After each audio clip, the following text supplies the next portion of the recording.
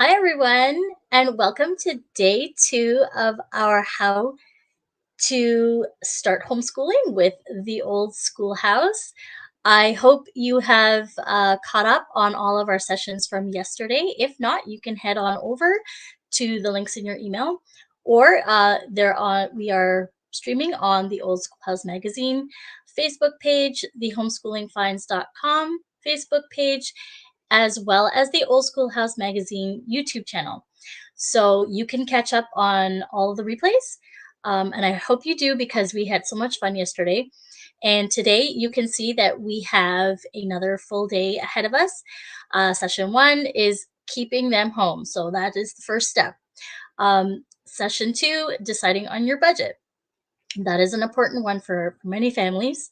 Session 3 will be deciding on curriculum and more. And this one is going to be the bigger session. So I hope you are tuned in for that and ready with your pen and paper to take notes. And session 4 is going to be creating your learning environment. And of course, we'll have some time at the end for questions and answers. And then I'll have some information for the giveaways. So the theme for today is obviously how to get started building your foundation. And so we're going to jump right in to session 1. And I'm going to ask my friend Dara to join me. There we go. Oh. Sorry, I hit the same button you did. I think, yeah, we did. Okay, perfect. So, and why don't you, first of all, tell us a little bit about yourself, and then we'll dive right in. Okay. My name is Dara E. Conger. I've been with the Old Schoolhouse off and on for about 15 years. I am one of the copy editors for the magazine, and when we had Molly Green magazine, I was the senior editor for that as well. I was homeschooled myself for the last 4 years, and we've homeschooled all of our children from the beginning. My oldest is going to graduate from college next spring. So we've had a lot of experience with this. The first question we were talking about is legalities. And in the United States, every state has its own rules for how you need to legally homeschool. Some states are very low regulation, like Oklahoma, where my brother and sister-in-law live. You don't have to do anything. You don't have to notify the district. You don't have to let anybody know. You just start homeschooling. States like New York, you have to do a whole lot more of notification. You have to file reports, do student portfolios, meet with different people. So every state is different, and you want to make sure that you are in compliance with your state's laws. And the best way to do that is to connect with someone in your state. Most states have some sort of an organization, like a board that kind of coordinates homeschooling. They're not part of the state. It's not part of the state education. It's an independent organization, but most states have it. Schoolhouseconnect.com is a website you can go to find out which state board is in your state, if there is one. And you can see scrolling across the bottom of the screen, there's a number of names of different school boards that you or state homeschool boards that you can contact. There is one for Canada in there. Yeah, and Canada's there. There is one. There is one. Okay. So if your state doesn't have a state board like this, you can contact HSLDA, which is the Homeschool Legal Defense Association. They have been around for a very long time, and they defend the rights of homeschoolers, both in the United States and Canada and in other countries around the world. They're very, very knowledgeable about what is required, and definitely recommend that you check them out if you ever have any problems with the homeschooling. But the first thing I would do is, check out your state board association through schoolhouseconnect.com and try to make a connection with someone in your state so you can figure out what needs to be done and follow the rules. We don't want to get in any trouble, and most of us just want to do the right thing and then to be left alone. So of course. So that's it. Did you have anything to add about that? Yeah, and it's sort of similar here in Canada. So in case you forgot, I am from Ontario, Canada, and so and I can speak specifically to Ontario, which is where I am, and we do not have regulations, which is wonderful for now. That could change, but for now, if our students are already registered in the public school and you wanted to bring them home, all you need to do is write a letter of intent.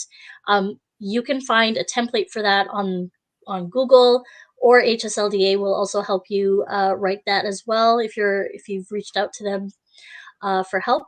And you just send that in, and then you take your kids home. And if you haven't, and you know you've had them home since birth, just keep them home and don't do a thing.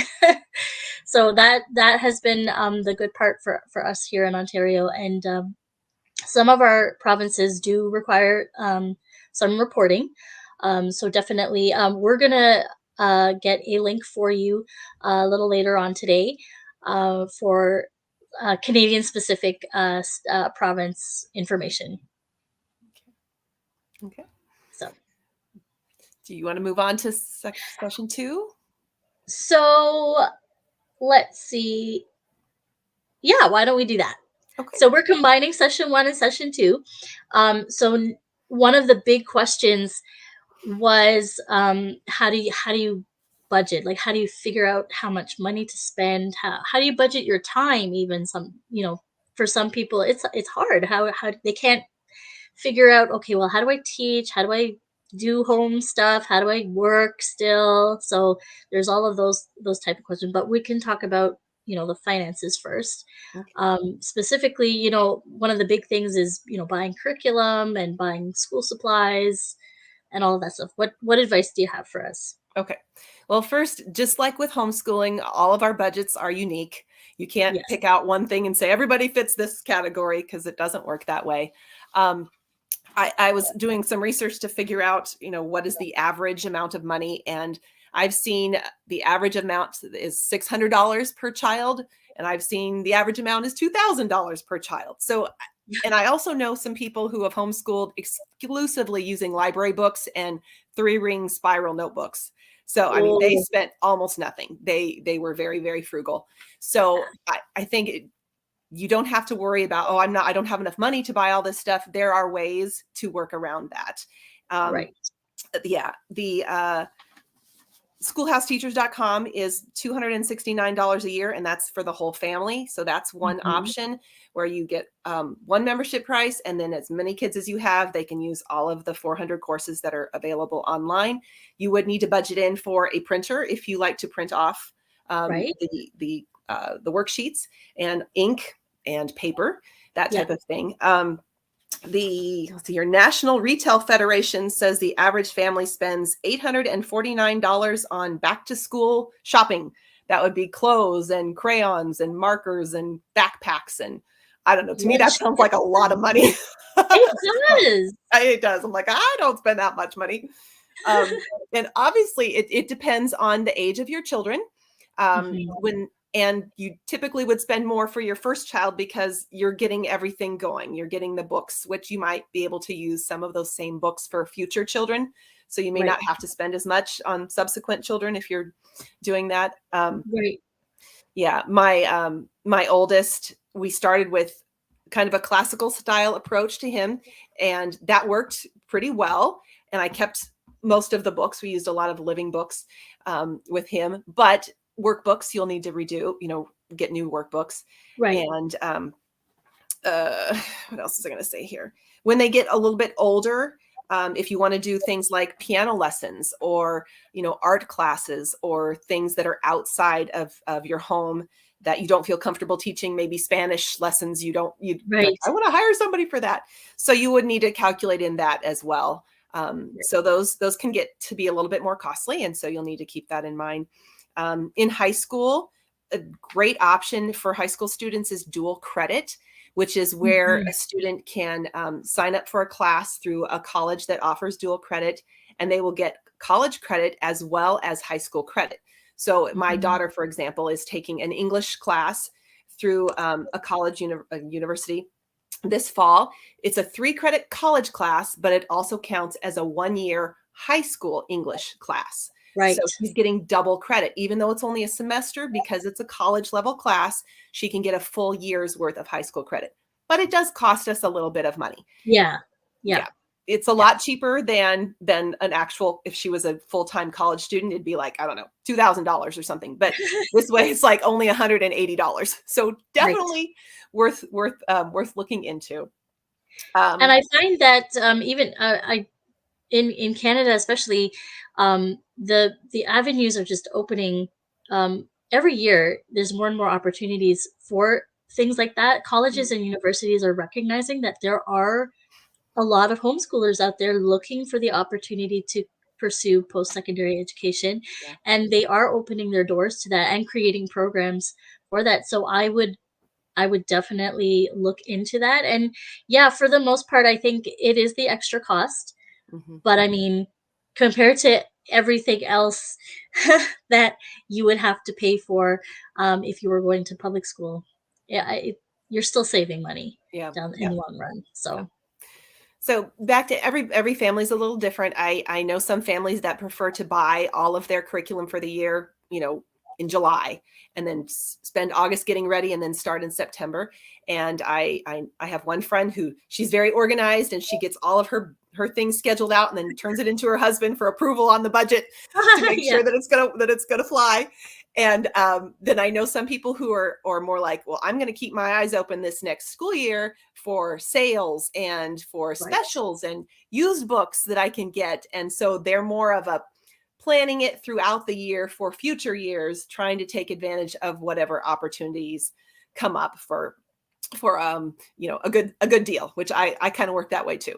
Yeah. Um, one thing to remember though is, I know some people they're so afraid of getting the wrong curriculum, and if I spend money on this, and then I'm stuck with it forever. And no, you're not. If you start working with something and you realize this is not for me, you can sell it. And I have one friend that she and her 4 kids use this particular curriculum for all 12 years. They loved it. And when Wow. we were first starting, I was like, oh, this is great. It works good for her. I'll try it. My son and I hated it. After like 6 months, I'm like, I can't do this anymore. So I Yep. sold it to someone else who loved it, Yeah. and we found something else that worked for us. So, and same thing with schoolhouseteachers.com. If you're doing a course online and you're finding this is just not fitting our lives right now, you can change and go to something else. So Yep. And it don't doesn't feel, cost you anything to yeah, switch. that's right. Right. So don't feel like you're stuck with one one thing with the budget. And you can, sell supply your stuff afterwards if you're done with the textbook or a novel or something. If you don't think your other Right. children will need it, you can sell it. And there are lots of places on we have Facebook Marketplace, so you can Yep. sell. Buy and sells. Yep. Yep. You Or just just, gotta find that homeschooling mama group yep. and they'll take it. Yeah. Somebody's gonna take it. Yeah. Yes. Yeah. And there are, conventions where people get together, homeschoolers That's get right. together. Often they have a used curriculum sale. You can sell there, you can buy there. So basically, the budget is just like anything else. You kind of have to work with it a little until you figure out where it fits and what's comfortable. So I would say be cautious. Don't overbuy at first, Yes. because you can always add more if you need to. Don't be afraid. You can start with just a couple things and then slowly add as you get more comfortable with figuring out exactly what works best for your family. Yeah. So, I think I shared this yesterday on one of the sessions, but I went and I bought this big box curriculum my very first year. I spent $800 because I thought that I needed it, and that was what it was. And soon after, I realized I didn't need half of this stuff. And nothing against the big box, because if you see something and you know that your kids are gonna love, and but yeah, if you're just getting started, just build as you go and do a little bit at a time, because yeah, it was a little overwhelming to see that credit card statement yeah. to come in, and then I had to do payments. And but yeah, this year, only because I needed to replace a few things and buy just one or two little books, I spent $80 for the entire year. Wow. So Wow. uh, I've learned I've learned a lot. And so, hey, if you are out there and worrying about, I mean, you don't have to, Mhm. homeschooling does not need to cost a lot of money. Right. You work with what you can afford. Mhm. And for some of you, you want those big books, you want the fancy, you know, all packaged for you. If it's affordable, you find a good sale, all power to you. Just Mhm. go ahead and do that. But definitely don't go beyond what you can afford. Yeah. Yeah. Yeah. Another part of budgeting would be budgeting your time for homeschooling. Uh, Yes. there, I mean, the wonderful thing about homeschooling, of course, is that you can customize it to whatever suits your family. And I know my family has kind of done the traditional 9 months with whatever the local school is doing. I didn't really want to do it that way, honestly. I wanted to do more of a year-round school. But the That's neighbor what we kids do. were all out of school and coming over and knocking on the Ah, door and wanting to play. And my son is like, well, how come I still have to do school and they're out of school? So it didn't really work to do it the way I was uh, hoping. But I do know some families that'll do 6 weeks on and then a week off. Or they'll take like the whole month of December off and then do a month in the middle of summer. So, whatever works for your family. And some people, the husband works like he has Monday off, so they'll school on Saturday and take Monday yep, off so they can yep. be with dad. Um, I've worked part time my whole homeschooling career, and so it is a matter of balance. And you don't have to school 8 to 3. You don't have to fit into Right. that window. You Yeah. can do some stuff on the weekends. You can go longer in the summer. Um, when we first started, I I was, very, very gung ho and excited and doing everything, but I realized that without the distractions that you typically find in a classroom of 25, 30 kids, you can get things done much faster. So a kindergarten student doesn't need to spend 8 hours doing school. That's right. You can certainly get done in an hour or two. And Yep. then the rest of the time, they are learning through play, through Yep. experience, through helping you cook, through helping dad in the garage. Yes. There's so many learning experiences that are not just sitting in front of a book or in front of a computer, that are very valuable life experiences. So as I learned that, I got more comfortable in saying, okay, we don't have to sit here and be so regimented. We can be more flexible. And I ended up taking a couple months off when I was pregnant with my subsequent children because I was really sick.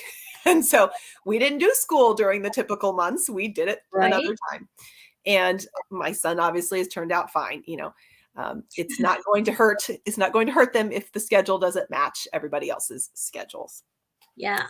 Yep. Uh, do you guys in Canada have is it like the same type of August to May that we tend to have, or do you do something different? Yeah, it just recently started.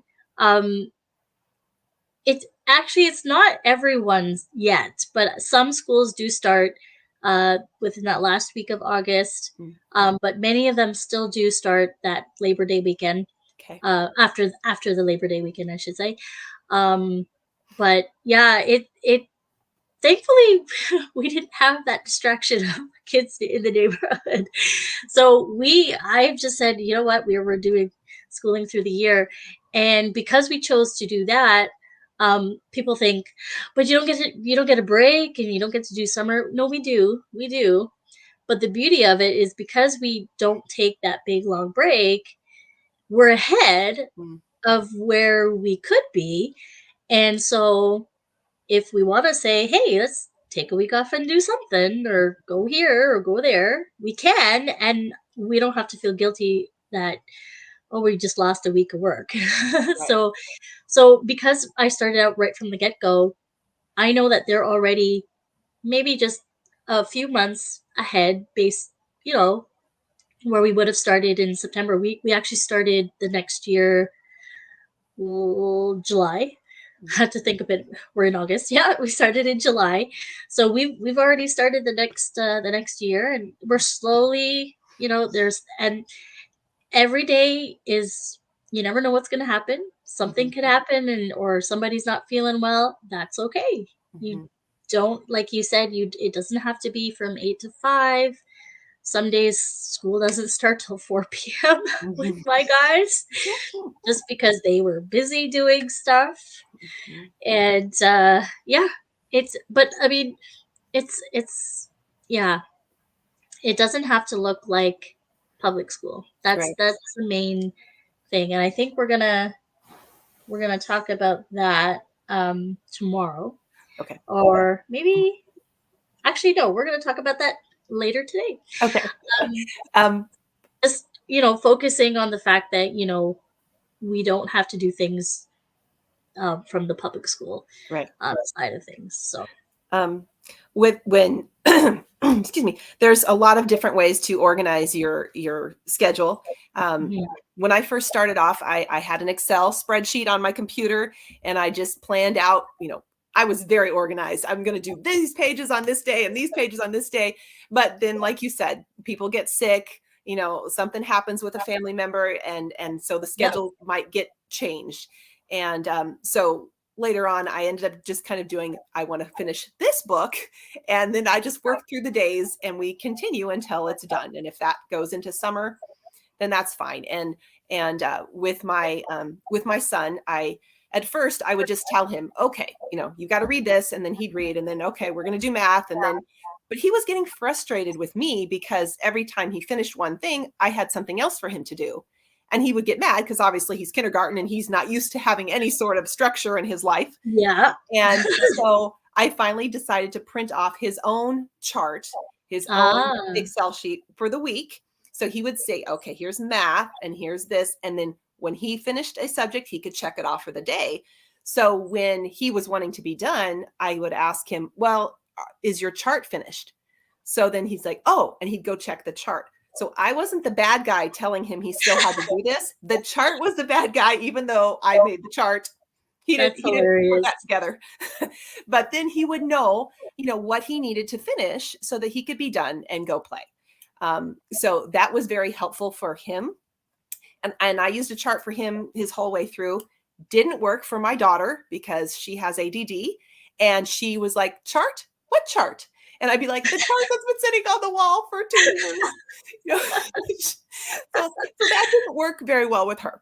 So Right. we ended up doing something very different with her is I would give her a blank chart and I would say, okay, you tell me what you have done this week and you fill it Ah, in.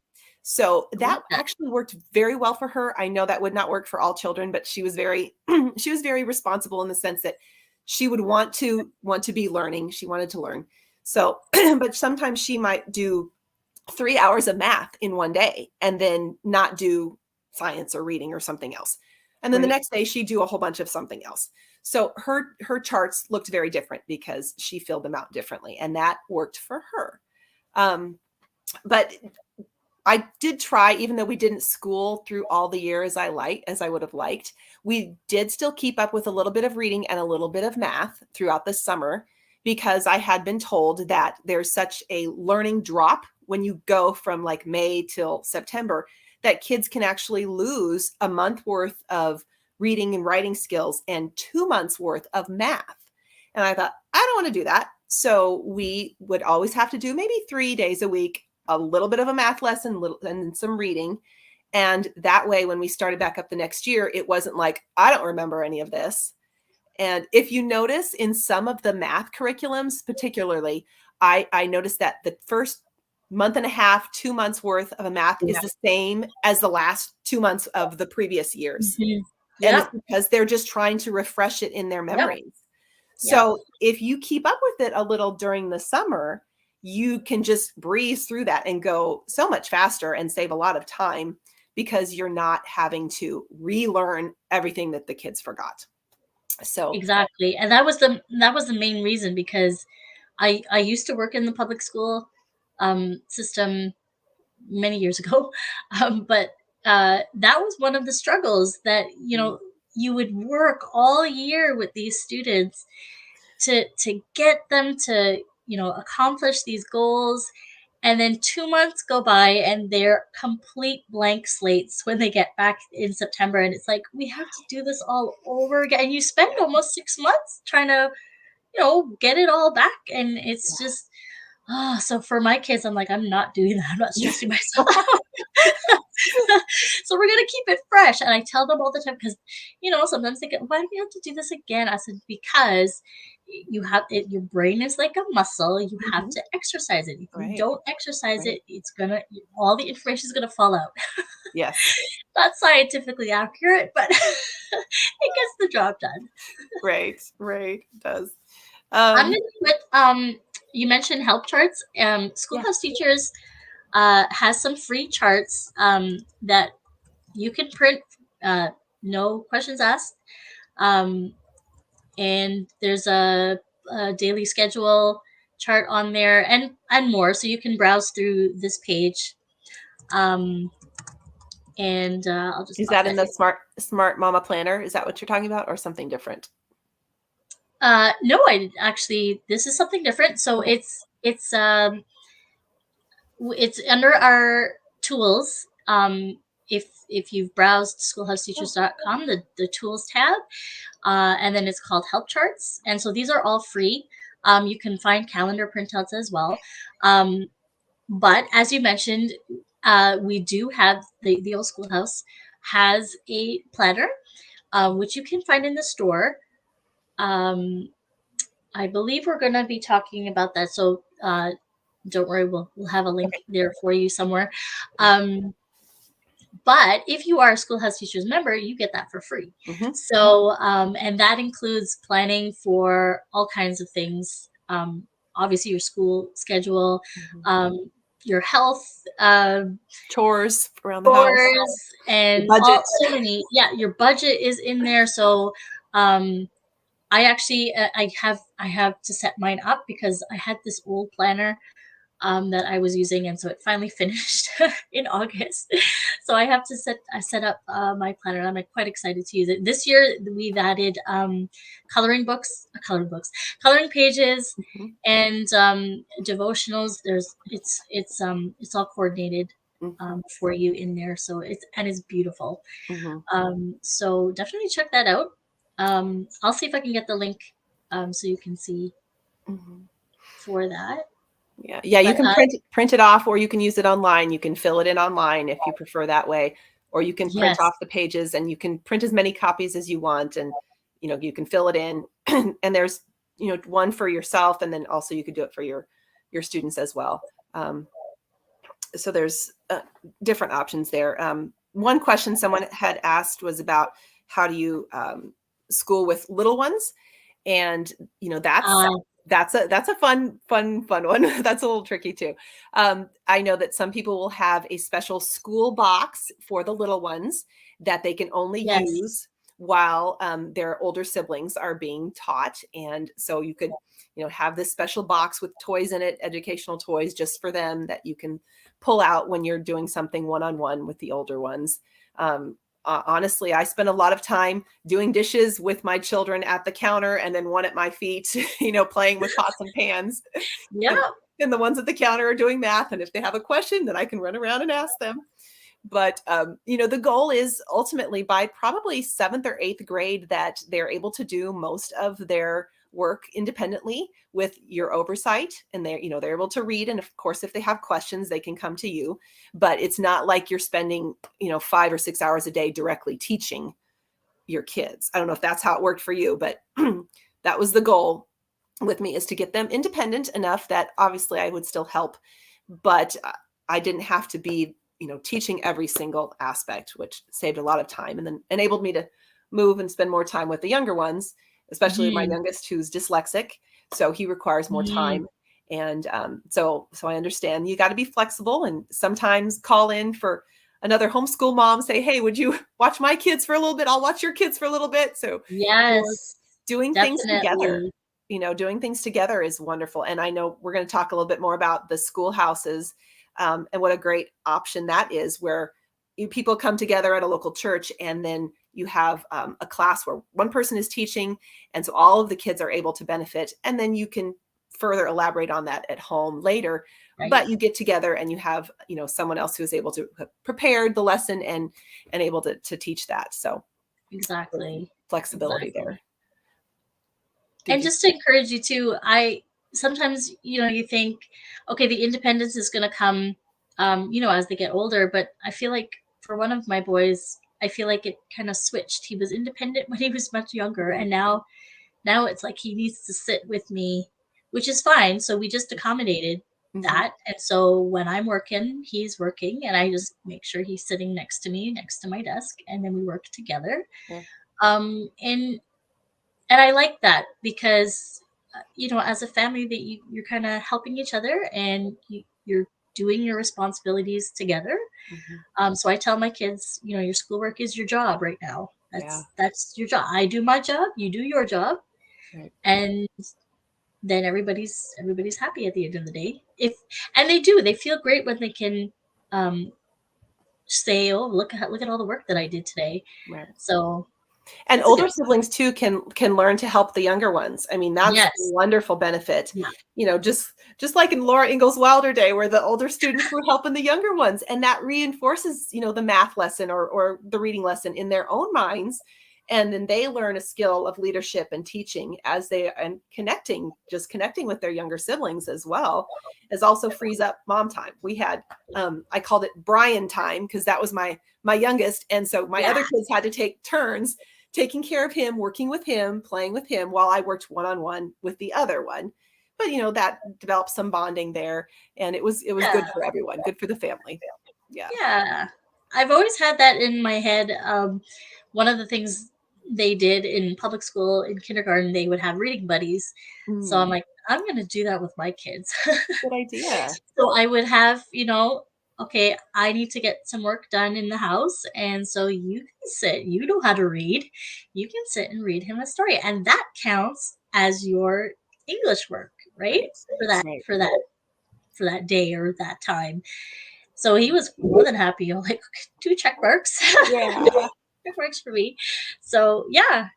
And this is the fun part of, it doesn't have to be, this daunting task of, deciding your budget of time and money. You kind of just work on it together as a family, and just be flexible. Allow yourself to be flexible, because it changes as your kids grow, their needs grow or change, depending, life happens. And we're kind of like experts on flexibility. I think homeschoolers, we just kind of learn to go with the flow, and I wouldn't have life any other way. Yeah. I think one thing, when new homeschoolers, I've heard from them, they're so afraid they're going to miss something, and their kids are going to have gaps in their knowledge. And I just got to reassure you, everybody has gaps in their knowledge. None of us know everything, no matter what school we went to, no matter how many college degrees. We all have gaps in our knowledge. So don't worry so much about that, but worry about getting the tools, so that if there comes a time when you need to find information, you can read about it and you can learn it. And having different, unique knowledge makes life much more interesting. If somebody's an expert on ancient Greece and somebody else is an expert on the ancient Maya, that's interesting. It's fun to learn from each other. And so that's, don't worry about thinking. I'm actually learning from my 6-year-old right now. He has become a marine biologist expert. Fun. And will come and explain to me the life cycles of all these animals. I'm like, where did you even learn all this stuff from? That's right. But like, and so we actually, and then then my older one will come and so, oh, did you know this? And because he had learned something about it a few years ago, and then they're engaging with each other, and then I'm sitting here going, well, I don't need to teach anymore. But it's such a great time to just just watch them grow, watch them learn. Yeah. I'm just looking at Sheila's comment here. Oh. It is nerve-wracking when you start. Yeah, it is. And I wish parents would just understand that your kids best and you love them most, and you're not going to let them fall through the cracks. If you figure out this one needs something, then you can find what help to be able to help that child. When I was homeschooled, I was 7th, 8th, 9th, and 10th grades. And, I got to the higher level math, and my mom was like, it's been a long time since I've done this math, and I don't Yeah. have time to relearn it all. Yeah. So she hired a tutor who was actually, he went to our church, and he was a math teacher at a public school. And so once a week I went to his office, and then he just went over the lessons for the week. And then I worked on them at home, and that worked really well. And there are now so many other options that there weren't available back then when I was being homeschooled. It's true. Online options now. And so the self-paced courses, and, the ST schoolhouseteachers.com courses. So, there are usually options out there. And if you have a child struggling with a particular thing, chances are someone else has been in your same position too, and you can find someone that would be able to help you out. I'll tell you, there have been questions that I've had, and I don't even finish typing the question in Google, and it finishes it for me because somebody already asked that question. And then sure enough, I click on it. Oh, okay. And then again, you find yourself a homeschooling community, Yes. Which we'll talk about in the next session. You're gonna be leaning on the advice and wisdom of those who have gone before you, and other moms who are currently going through the same thing as you. And it's such a great help to just reach out and talk to other moms. I know I wouldn't be here if I didn't have the help of the other homeschool moms, because otherwise you can't do this on your own. It's not, and you don't have to, as we talked about yesterday. You don't have to do this alone. So. Right. Yeah. And it's wonderful for kids to grow up knowing that their parents were able to find information. They'll realize eventually that we don't know everything. I know when they're little, they think we know everything, but eventually they realize, oh, mom and dad don't know everything. But if we're still willing to work and to find answers and not to give up and not to quit, that sets a good example for them too. Like we can figure this out. We can learn. And I've always, my older one was very quick to, when he figured out that I didn't know everything, he was quick to point it out. Oh, I thought you said you knew this and that. Like, listen, no one on this earth knows everything. We are not God. So no one on this earth knows everything. So somebody always has to ask a question about something. You are always learning. Right. And that's what I want to impart to them too. Just because I'm an adult, or any adult you come across, doesn't mean we've arrived and that we know everything. Right. Adults are still learning too. Yes. And I show them that half the time when I'm reading something with them. I'm like, what? I didn't know that. Yeah. And then they kind of look at you. Oh, okay. You're still learning too. So I'm glad that I get to do this, and they get to see that I'm learning as well. And then, we have fun learning together. Right. Absolutely. Yeah. Oh, sorry. My screen's going blank on me there. Good. Are there any questions particularly? Have any questions popped up? I don't think we had any questions, but I will pause here and say, if you had some questions about budgeting or, your state requirements that we've talked about so far, please pop them in the comments. We are reading the comments as we go. And also let us know where you're watching from. We'd love to see who's watching, and if you have any questions, let us know. Okay, so I have gotten this question before about if you can get reimbursed for any of the money that you spend on curriculum. Okay. And not at this time in the United States, there are 5 states that have some sort of tax credit: Illinois, Indiana, Wisconsin, I think it is, Minnesota, and Iowa. No, not Wisconsin, Louisiana. Sorry, Louisiana. And they have some sort of a program where it's either they can give you a tax credit for a certain amount, or they will allow you to have a certain amount towards curriculum. But that's very rare. So that is rare. So I would say don't expect that. But there are some states that do allow you to use their the public school curriculum.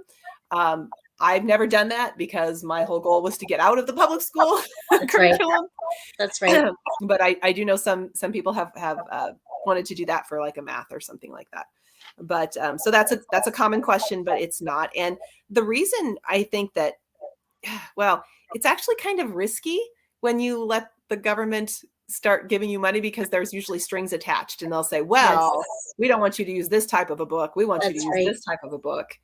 And then you're giving up your Your stuff. flexibility and your control of figuring out what is best for your family. Yeah. So so that's one reason that we as homeschooling community haven't pushed really hard to try to get that, because we don't want the government pushing back and saying, well, then you do it our way.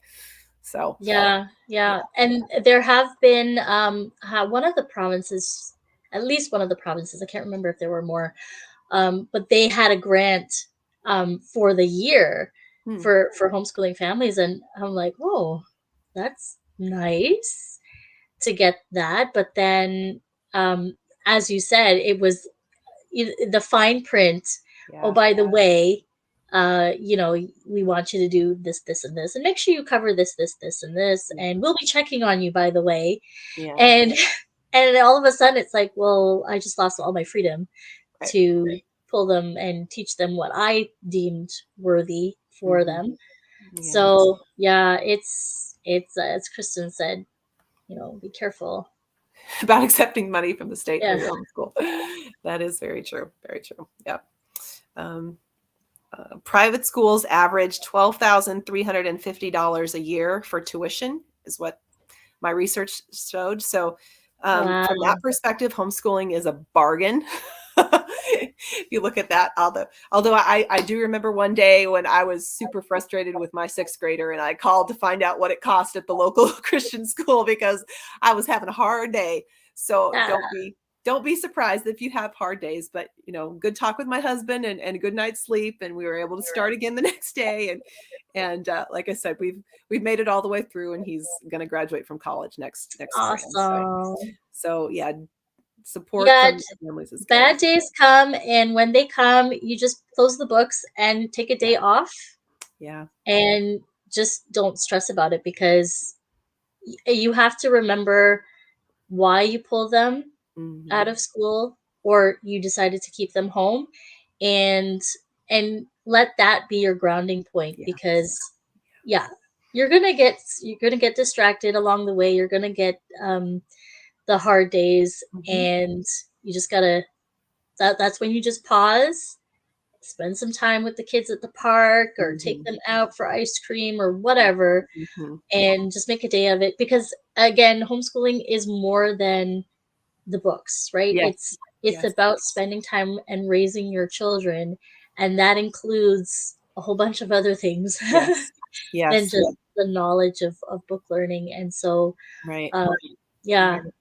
yeah, my youngest, like I said, he's dyslexic, so reading is a struggle, but he can weld, he can solder, he can run a video camera for church and for the local basketball teams. He can do carpentry. I mean, there's a lot of other skills that are valuable skills for life that our kids can learn, and they may not pick those up if they were in school for all that time doing homework, but they have time to develop interests in different things, whether it's writing or music. They can actually spend more time developing those skills and those gifts.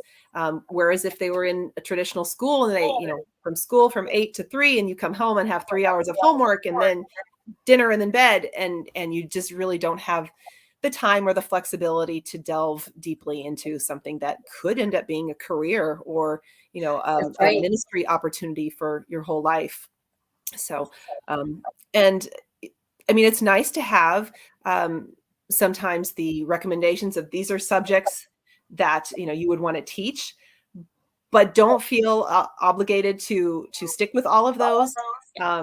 The most important things when they're young, of course, is learning how to read and write and do math, the 3 R's. But if you don't get science and history and, civics and all this stuff in when they're in kindergarten, it's okay. I actually know a homeschool family. Their parents are both doctors, and they have 4 daughters, and they don't teach science officially until high school.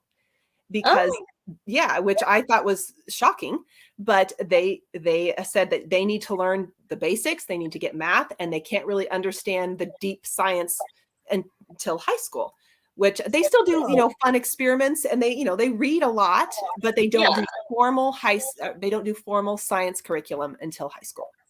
So they're both interesting. doctors. And actually their oldest now is in medical school, or going to be in medical school. She's in pre-med right now, and she's done very, very well. So focus on, following their strengths and helping with their weaknesses, but Mhm. don't feel like they have to all be in the same level. And some kids might be 6th grade reading and 4th grade math, or vice versa. And as long as you still just keep progressing, just moving forward, that's the thing to keep track It's of. true. Yeah. Yeah. Well, and one of the things that popped in my mind as you were talking about, these extra things and pursuing their interests and all that, um, one of the, one of the things out there, if you wanted to learn piano or uh, take a art course, usually you had to go to these institutions which charge a lot of money. But if you're part of a homeschooling community, chances are there is a mom out there Yeah. who was a piano teacher once upon a time and is offering homeschoolers lessons at a cheaper price, Mm-hmm. and you're getting the same quality of learning Mm-hmm. and flexible hours because she's also homeschooling too, so Right. she's going to meet the needs that you have with your schedule. Yeah. And so like there's so many opportunities. Like I from homeschoolers, I have gotten them into piano, I've got them into learning Hebrew. Mm-hmm. um, I there's so many opportunities out there within the homeschooling community. You just gotta get yourself into a community, and the opportunities are there. And we help each other. That's the beautiful part about the homeschooling community. We help each other out. Right.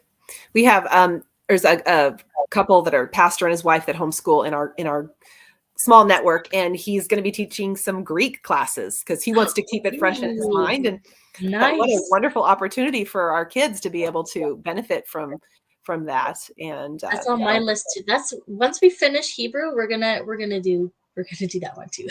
yeah. Yeah, that's fun. One thing too to keep in mind with like high school kids, for example, typically I think, what is it?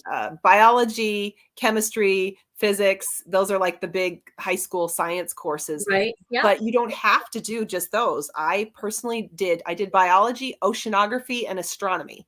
And that's what I was interested in. And I went to college and graduated Oh, without any trouble. So you can keep that in mind if you're thinking, oh, this doesn't sound really interesting, but my kid is very, very excited about learning, oceanography. Well, yeah. you can get some books on that and start them learning. And who knows, that could lead to a great career in marine biology, like your one, your child. What?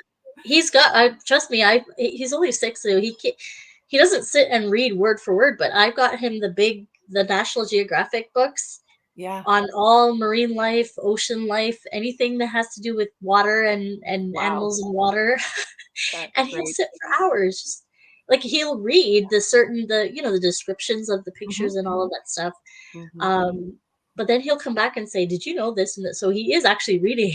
Yeah. That's But great. yeah, Erica had suggested, unit studies and lap books. There's Yes. so many different ways of encouraging, the lifelong learning, Hmm. of pursuing these interests and they're the things that they love to do. Yeah. Um, Have you talked about that already? What those are? Unit studies and lap books? Have you covered no, we that? haven't. We haven't. Okay. Let me see. I don't know if we have time for that or not. Yeah, we do. Okay. Do Okay. that. Yeah. Unit studies are when you take a particular topic and focus all of your subjects around that core topic. For example, I did a great unit study with my kids when they were little on pizza.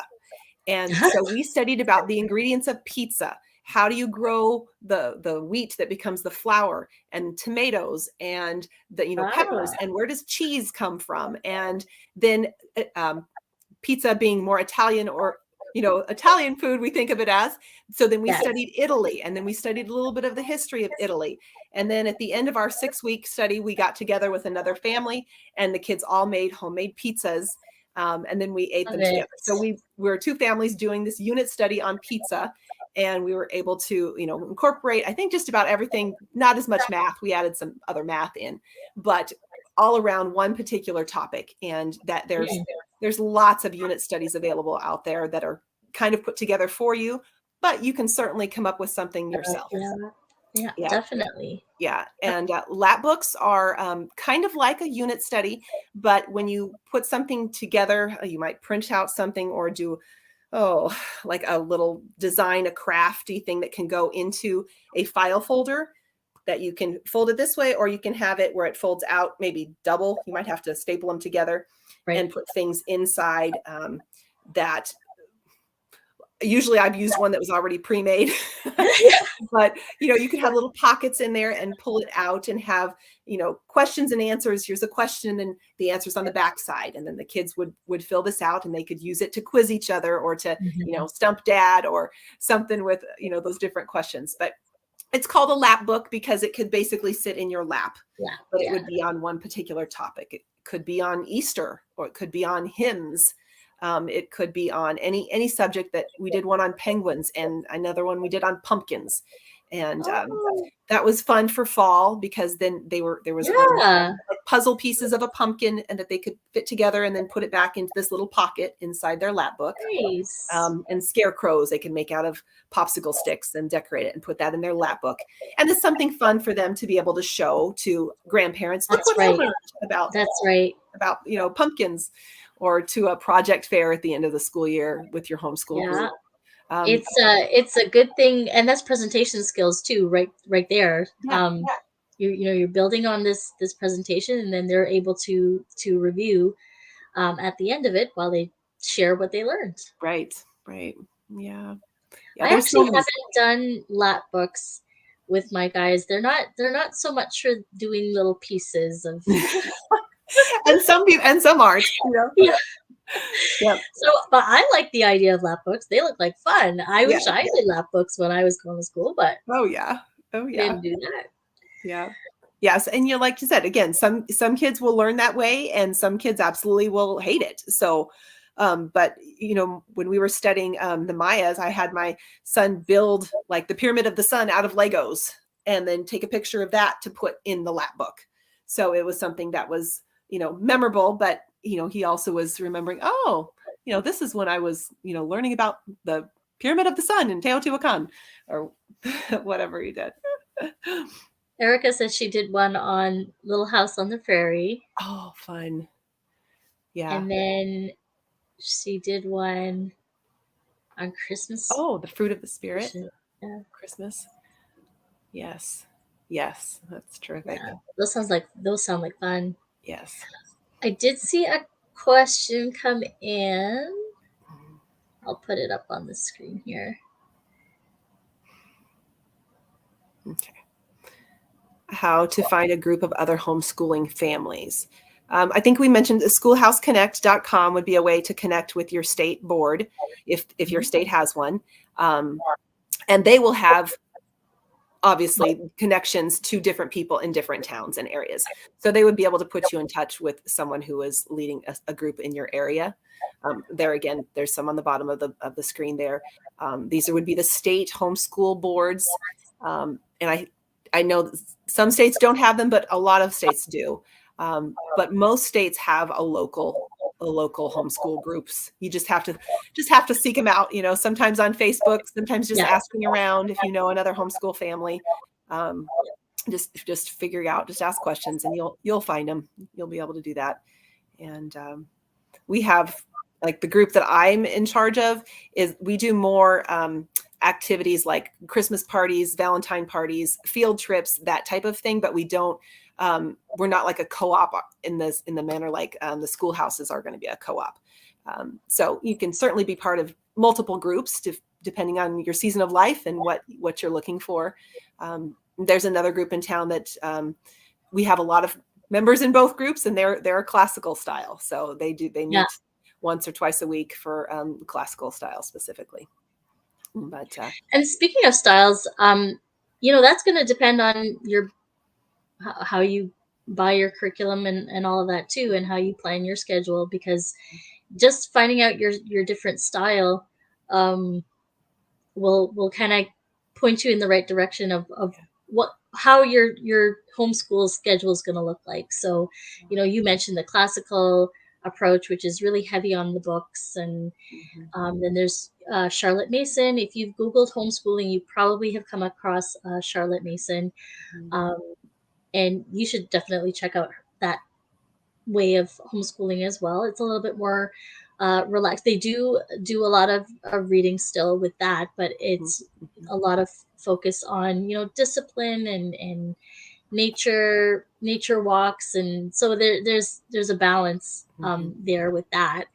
Then there's the relaxed homeschooling, eclectic schooling, um, homeschooling, I should say, and so many others. So, and you can do a quick Google search.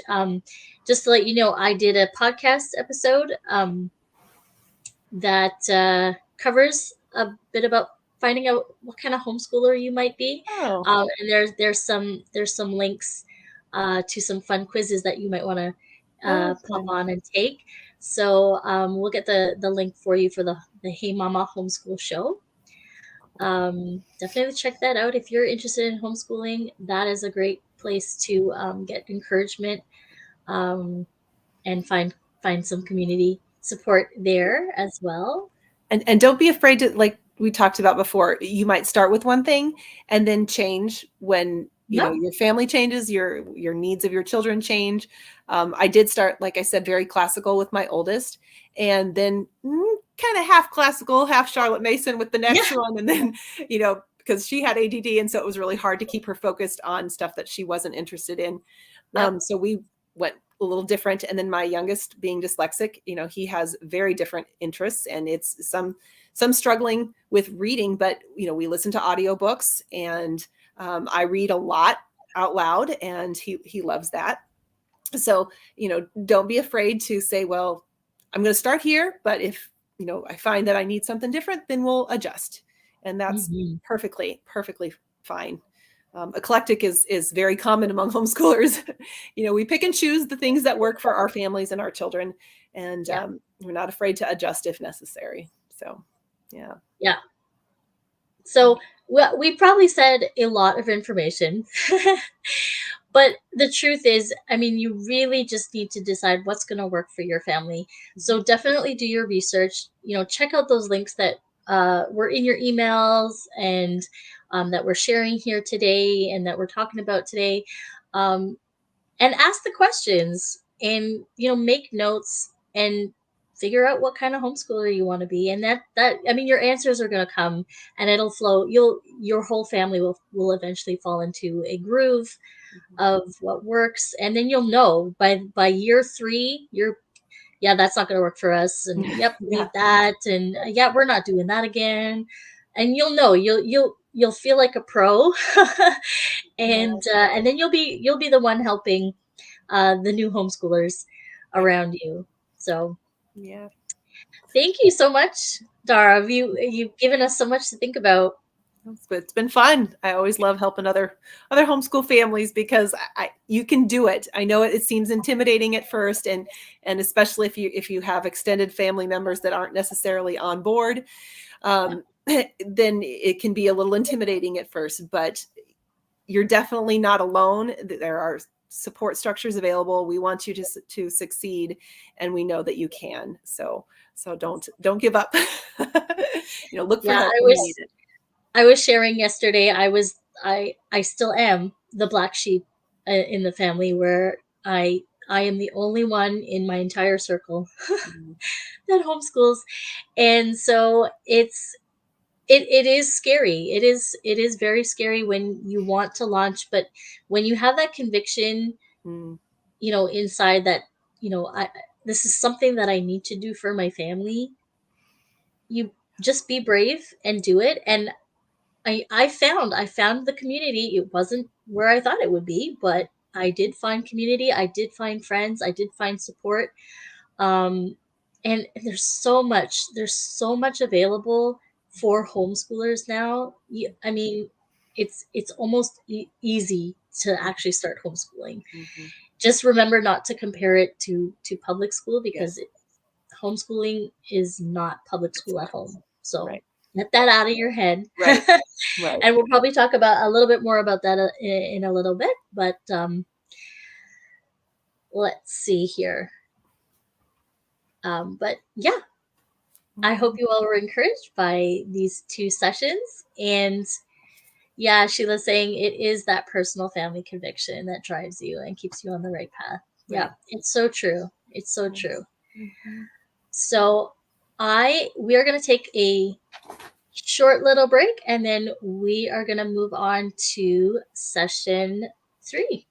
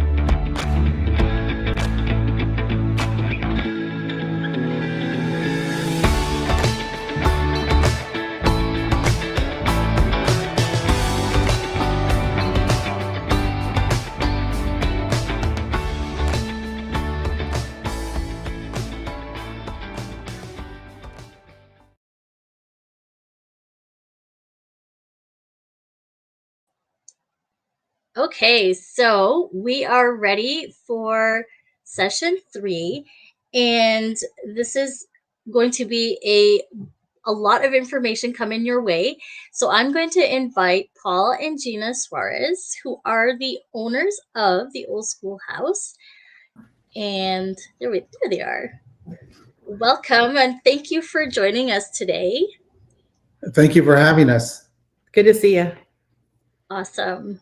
So I hope that everyone had a chance. In your welcome email, there was a link to find out a little bit more about the Old Schoolhouse, and it includes Paul and Gina's story. So I hope if you haven't done that already, head back to your welcome email and click that link and go on and read their story. It's fabulous. But I'll let you introduce yourself a little bit more and tell us a little bit more about your family, and then we'll dive right into your presentation. Okay, thanks, Christine. You want to share about Yeah, that? sure. Yeah, we're Paul and Gina Suarez, trying to figure out who wants to do the introduction here.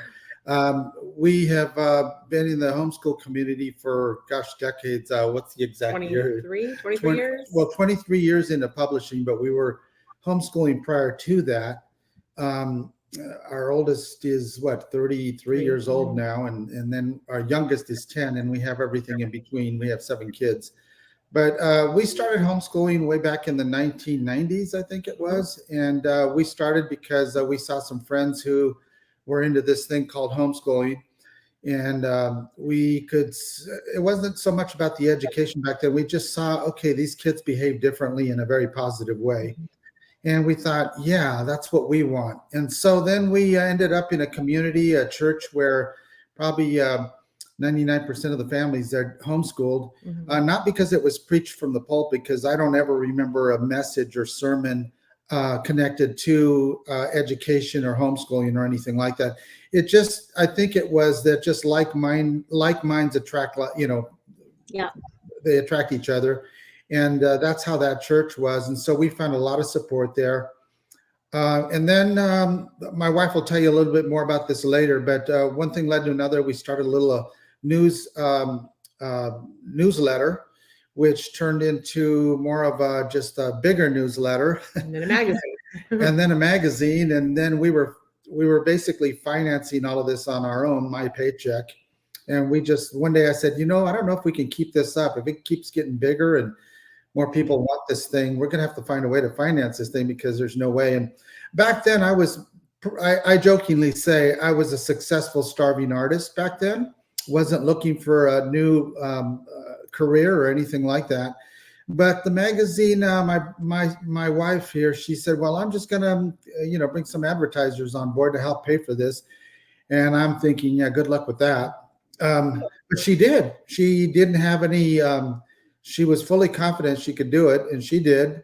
And the money started rolling in. So then we said, okay, we have to roll this back into the magazine, because there's going to come a day where they're going to want a physical copy. And if it looks like it does now, that'll be the end of finances coming in through advertising. So we did. We quickly rolled it back in, started making this newsletter look like a legitimate magazine. And then we just got it into stores. I'm not quite sure how that, it's been so long, I don't remember the details on that, but the magazine started retailing in stores. We were getting subscribers. And at some point, I just left my previous career and we did this full time. We thought this must be the Lord calling us to this. And that's what we've done ever since. For 23 years. Yeah. Yes, for 23 years, we've been publishing this magazine that caters to the needs and interests of homeschoolers, completely from a Christian biblical perspective, 6-day young earth creation perspective. And for the most part, we ourselves, we have written very little in the magazine. What we've done is used the magazine as a platform to allow those whom we have deemed throughout the years to be authorities on the subject, and keynotes, publishers, authors, homeschool leaders, yes, to basically author the many columns that we've published through the magazine. That has worked really well for us, actually. So that's been our role primarily. We've written some, but not much. We mostly use it as a stage to, highlight them. So, so that's our history with the publishing. 12 years ago, we started developing this thing called Schoolhouse Teachers, which is the curriculum side of our publishing company. It is a educational platform, pre-K through 12. You can actually graduate your son or daughter on this program through high school. I believe the state of Arizona, if I'm not mistaken, they have it up on their Department of Education website as a complete comprehensive platform to do just that, graduate your kids through high school. Approved for the state of Arizona. Yeah. So we didn't ask them to do that, so we don't have it on all the other states. That was pretty cool. I don't know how that happened, honestly. We found it one day. But we're certainly not going to ask them to take it down, of course. Oh. But now what we're doing now, as of January of this year, we've started a new model, a new program with it. Prior to that, we were just simply retailing this platform to anyone who wanted to use it in their homeschooling. We literally have thousands of subscribers to Schoolhouse Teachers around the world. Wherever home education is legal, it's allowed. We have subscribers to the platform throughout the world. We've started something new, though. Our heart has always been to try to assist and help the church come up with a turnkey model that would help the church begin homeschool communities within their church. As a ministry, to try to, we can argue with the churches all we want about, our churches don't belong in public school, but those conversations usually generate more heat than light.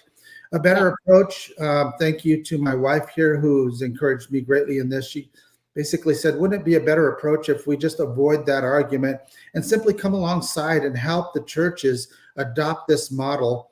And it's a ready-made, the culture has turned in such a way that I think pretty much everybody can see that the salt and light argument is no longer, it's embarrassing to even, propose that whole argument, promote that whole argument, I should say. So now we're just coming alongside churches and say, hey, look, I think it's ripe. We always say strike while the iron's hot. Well, the iron is hot culturally.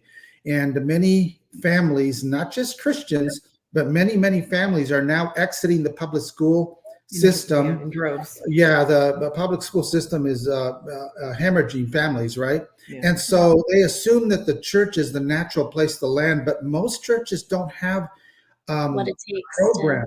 No. They know even answers to that. No, it's true. Yeah. Homeschooling, but they don't know how to start something and how to run it. Yeah. And so what we're doing is we're coming alongside churches now, encouraging them and showing them our platform, which is turnkey. We show them how to set it up and how to operate, how to run. And at some point, we just simply, after they've got a handle on this, we simply disappear and it becomes their ministry entirely. Yep. So that's our new model. And they're popping up. They're popping up around the country, especially here. It's exciting. Yeah. The opportunities are there. It's great. Yeah. So at any rate, at this point, I'll exit the conversation. I'll let my wife take it because she knows more about the operational details. And Christine, was this more of an interview format, or did you want us just to speak about what we're doing, or what? We can put up your slides and you can go right ahead and share what you need to share. Okay, we could do that. Yeah. Yeah. Okay. Yeah, I can take you right off camera, and then they'll still hear you speak over your slides, and we're good to go. Okay. I'll just say next slide. Will that work for you? Or who's moving it? Okay. I'm not moving. I got it. Yeah, you just tell me next slide, and we'll do that. Okay, perfect. So we'll kind of go through these quickly. These are the slides. This is the PowerPoint presentation that Paul and I give at in churches, and so they're starting to call more and more. And we flew out to Washington State and did one a few weeks ago, 3 weeks ago, at a church there. They're interested in starting a schoolhouse, and they wanted us to go ahead and introduce this this model, what this network is all about, to their church and to the community around. So we always tell churches, get your homeschool families together. Let's put together a presentation. But do invite the audience, the community around you, and we will also use our readership and audience to market it. And so we did that, and we had quite a few people show up in Washington. It was really great, and they are starting a schoolhouse. They're in the process of that right now. So let's go to the next slide. This is basically what we do is I usually have a clicker. So you're going to hear me say next slide a few times. It's going to throw me a little bit, but we'll make this work. So Schoolhouse Families, what is schoolhouseteachers.com? What we do is we tell our church audience a little bit about the platform. And that is what this PowerPoint is all about primarily, is what is on the platform. So let's go to the next slide and we'll take a little walk through it. First, we'll say what a schoolhouse is. It's built off of the platform. It operates off of the schoolhouseteachers.com educational platform. So families who have a membership to schoolhouseteachers.com, they are automatically qualified to join a schoolhouse. And it's not just a schoolhouse. They can join the schoolhouse network if there are several of the church schoolhouses that are in their local vicinity or surrounding towns. They get to actually be in all of them. They can enroll in every one of them. We tell them to choose a primary one. So for example, last night we had a big meeting here in East Tennessee we've got 7. It looks like there's 7 of them, 7 schoolhouses that are starting in the fall. And so we had people coming from all over the place. I mean, they've traveled for sometimes a couple of hours away, I think, as far as that, just to get with us to start the process with registration and enrollment and meet the teachers that are going to be in their particular schoolhouse, as well as the directors over their schoolhouse. Now, who is a director over an individual church schoolhouse? It's usually the pastor and his wife. So we had several pastors there last night at this meeting, and we went through this PowerPoint, but we also went through a bit of a workshop, because we are in the process now with us coming up on the classes. We start this month with the fall semester. So we had several of it was hustle and bustle last night. It was very fun. It was very loud in there. So let's hit the next slide. That's what a schoolhouse is. It's a network. Now, real quick, I will say this. If you have only one schoolhouse in your city, like Washington State, they're only starting with the one. The families there, if they have a membership to schoolhouseteachers.com, they get to go to that and they can take classes. It's parent led. So the parents are teaching the classes. They're using the curriculum from the platform itself, from Schoolhouse Teachers, because there's 430 courses that come with a membership to schoolhouseteachers.com. And it's not just the courses. It's lesson plans for them. It's the tools. Like, for example, pulling off report cards for your kids twice a year. It's portfolio builder. It's certificates of completion. So if your kid finishes their advanced chemistry, then the teacher's going to give them a certificate. They just print it right off. So it's really got all the tools as well as all the classes. But here in Tennessee, unlike Washington, who only at this point has the one schoolhouse so far, we have 7. So if you have a family who maybe lives in my town, like I'm teaching a U.S. history, a high school course in Colonial Heights that's near me. And so it's a giant church, Colonial Heights Baptist Church. We're going to be there, a bunch of high school kids, plus a lot of other classes will be taking place there at that same church. But what about maybe a driver's ed class? Maybe one of the parents needs that for their 10th grader or the 9th grader. And we don't have it at Colonial Heights yet, right?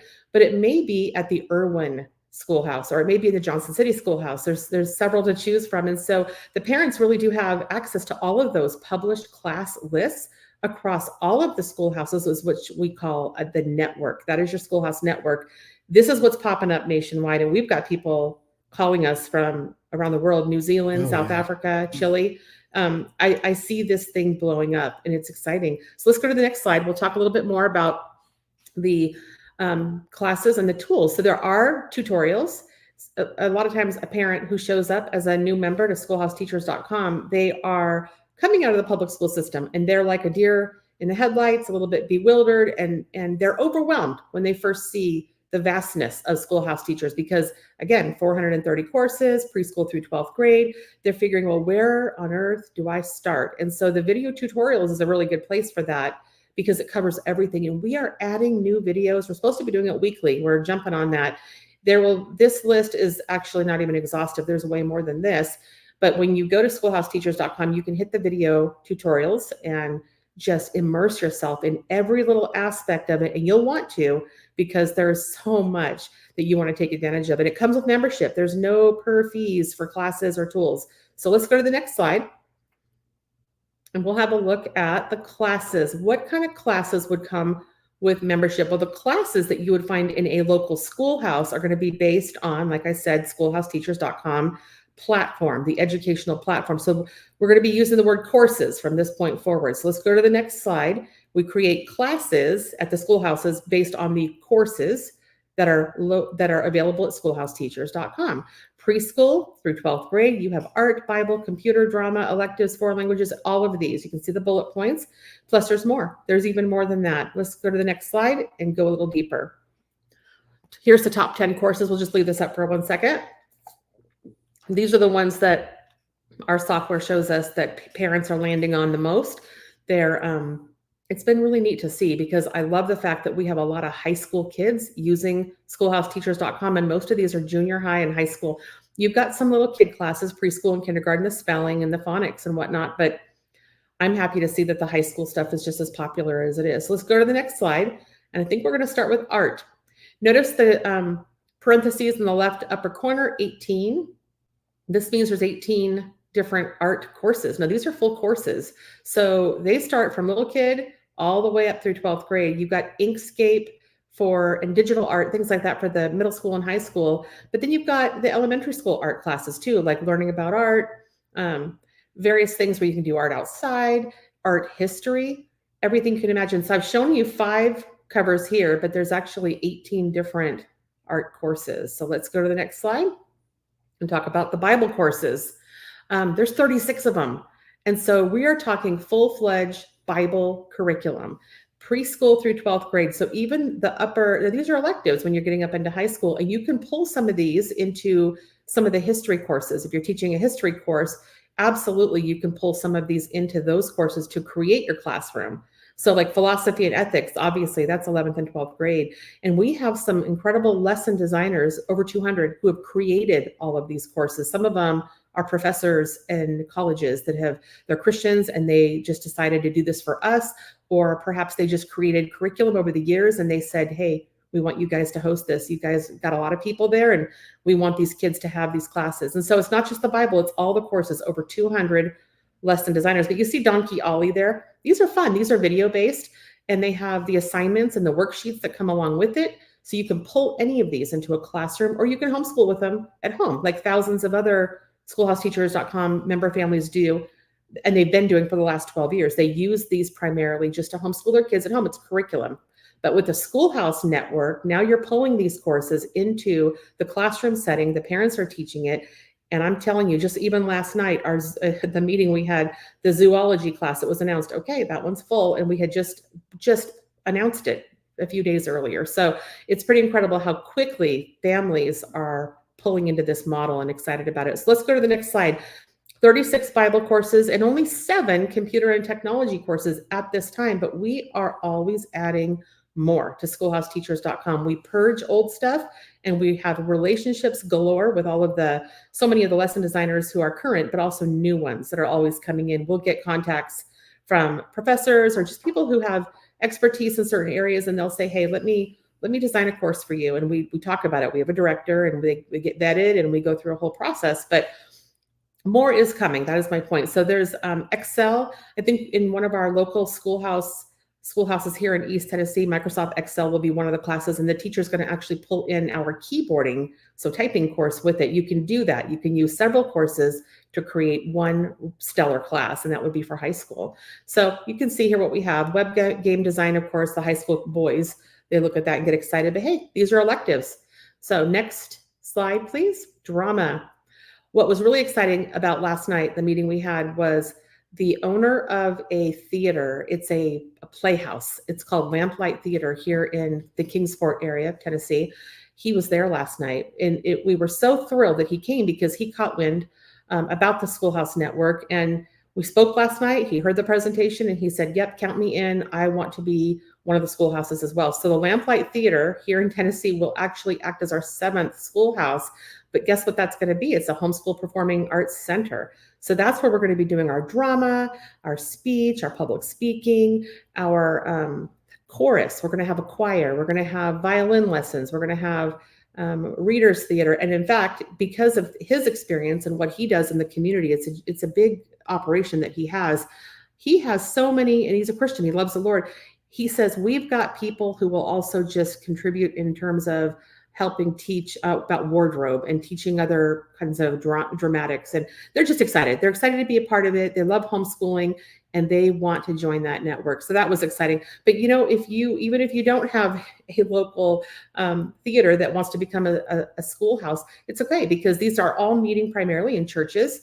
And in fact, one of the churches here locally, a different church, has a drama program that is not meeting in the theater, but it's meeting in the actual church.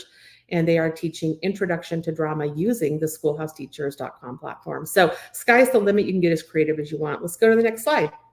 Electives, 29. So high schoolers, you are obviously encouraging your high school kids starting in 9th grade to pick a couple of their electives at least. They're going to have several in all 4 years. And even in the junior high years, you're letting them start to pick those electives and get excited about their high school career that's coming. And so we have made available 29 different electives, more coming soon. But there's a wonderful array of them, and they run the gamut. We have photography 1, photography 2. Driver's ed is an elective, at least in most states. And so that is a course that is very, very important to many parents. And so high school homeschoolers, back in the day, like my kids, I think a couple of them took driver's ed, but the older ones, they just kind of waited till they were 18. And then we went and got their permit, got their license, and did it that way. But having a driver's ed course is safe and it's good and it's smart. And so we have that. It's very good. We have filmmaking, we have architecture, cooking, home ec, sewing. It is enormous. And I would really encourage you to go in and look at the electives, have a look at the whole list, because there's a lot of them for your high schooler to choose from. So next slide. Foreign languages. Some states say that if you're going to be on a track for college, you need to have at least 1 year of foreign language. Well, you can do it with schoolhouseteachers.com. Not only do we have elementary Spanish, which we have a teacher here, a parent teacher locally teaching an elementary Spanish course. Hers is for 1st grade through 6th grade. That's this book. It's elementary. And so it gets those kids ready and used to it and excited and even dipping their toes in it to see if they want to learn Spanish. And so she'll be teaching all year long. And my son Zion will be in that class. But we also have for high school, Spanish 1, Spanish 2. We have Latin 1, Latin 2. A popular class is this basic conversational Korean. American Sign Language, the schoolhouse down the road, about 2 hours away, an hour and a half away in Greenville, they are doing ASL. So you can see kind of how it works, where each schoolhouse, each church, they get together with the members in their community, the homeschoolers that are joining the schoolhouse. And again, it costs nothing. They have to have their membership to schoolhouseteachers.com and they're in. They get together and they sit down and they have fun figuring out, I'm going to teach this and I'm going to teach that. And then they put it together and you've got a highly energized co-op, a homeschool co-op. But in this case, it's a network. As many as you can have, the better, because then the churches are getting together. The pastors already, several pastors have met other pastors just through our schoolhouse network alone. And it's been just a beautiful thing to see these churches come together, pastors and pastors' wives getting to know each other and making plans for our schoolhouse network across our community. It's enormous. All right, let's go to the next. Check out those foreign languages, though. There's 12 of them. For geography, there's 13. And again, it goes from preschool to 12th grade. I'm teaching a U.S. history for high schoolers, a class that'll go all year long this coming fall. It starts actually in 2 weeks, and it's a full credit that high schoolers can claim on their transcripts. I'll be pulling in some of the geography courses from schoolhouseteachers.com to use with the history courses, which you'll see in a few minutes here. It's vast. There are no holes. You really can create a stellar class using the full curriculums at schoolhouseteachers.com. And some of the teachers are just grabbing one. For example, the elementary Spanish we talked about a minute ago, that's just one textbook, good enough for the whole year. And so that particular teacher is only using that particular textbook from schoolhouseteachers.com to teach her class at the local schoolhouse. Other teachers are grabbing several different things like I am. I've got like 10 different things I'm looking through to create my U.S. history. So let's go on to the next one, which is health and fitness. This is what I was talking about a minute ago. You know how a parent teacher they may have an idea of a class they want to teach, or maybe a subject they want to teach. And then they look at our pool of classes, that 430 of them. They may not see what they want if it's kind of an obscure type of class. So let me give you an example. We have our schoolhouse director. She's our national director, but she lives here and she's one of our teachers. She is a licensed cosmetologist. And she told me, she goes, I would love at some point to teach a class to teenage girls, on basic hair cutting. She goes, I can do that. I can do nails. She is a licensed cosmetologist, has worked in many salons.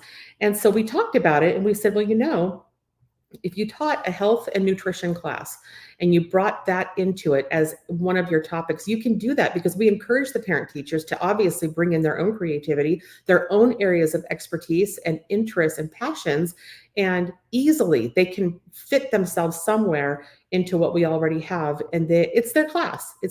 And so she just will write a syllabus up and she'll present that and we'll publish that list. And I guarantee that one, with the teen homeschool girls that we have in this area, that's going to fill up probably in 24 hours. So health and fitness, kindergarten through 12th grade, you have to have a health class in 12th grade. You have to have one semester in most states, I believe. And so you got it with schoolhouseteachers.com. So go to the next slide. History. So we have drive-through history with Dave Stotts, very popular. I think we have all of his series. I could be wrong, but I think we have them all.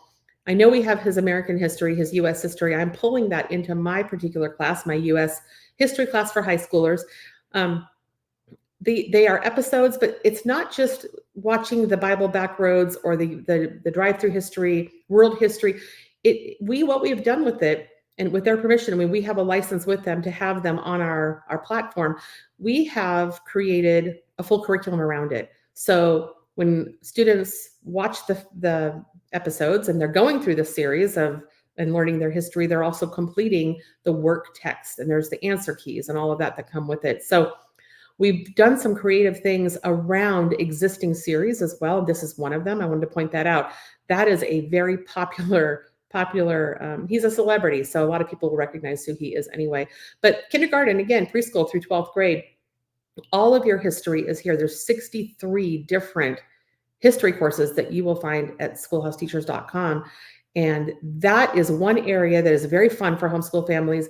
You may have heard of revisionist history. If you have not, then take a tour through your local public school and you might find some, because you hear about the statues that are being pulled down, yanked down, thrown into rivers. And people in this country, it's a sad thing, a section of our culture wants to revise history, change it, forget about it, erase it. And we say, no, that's not a good idea. We want to learn from history, but we need to start with the truth. And there is a little thing called truth in history. And so our curriculum is Bible-based, Christian worldview.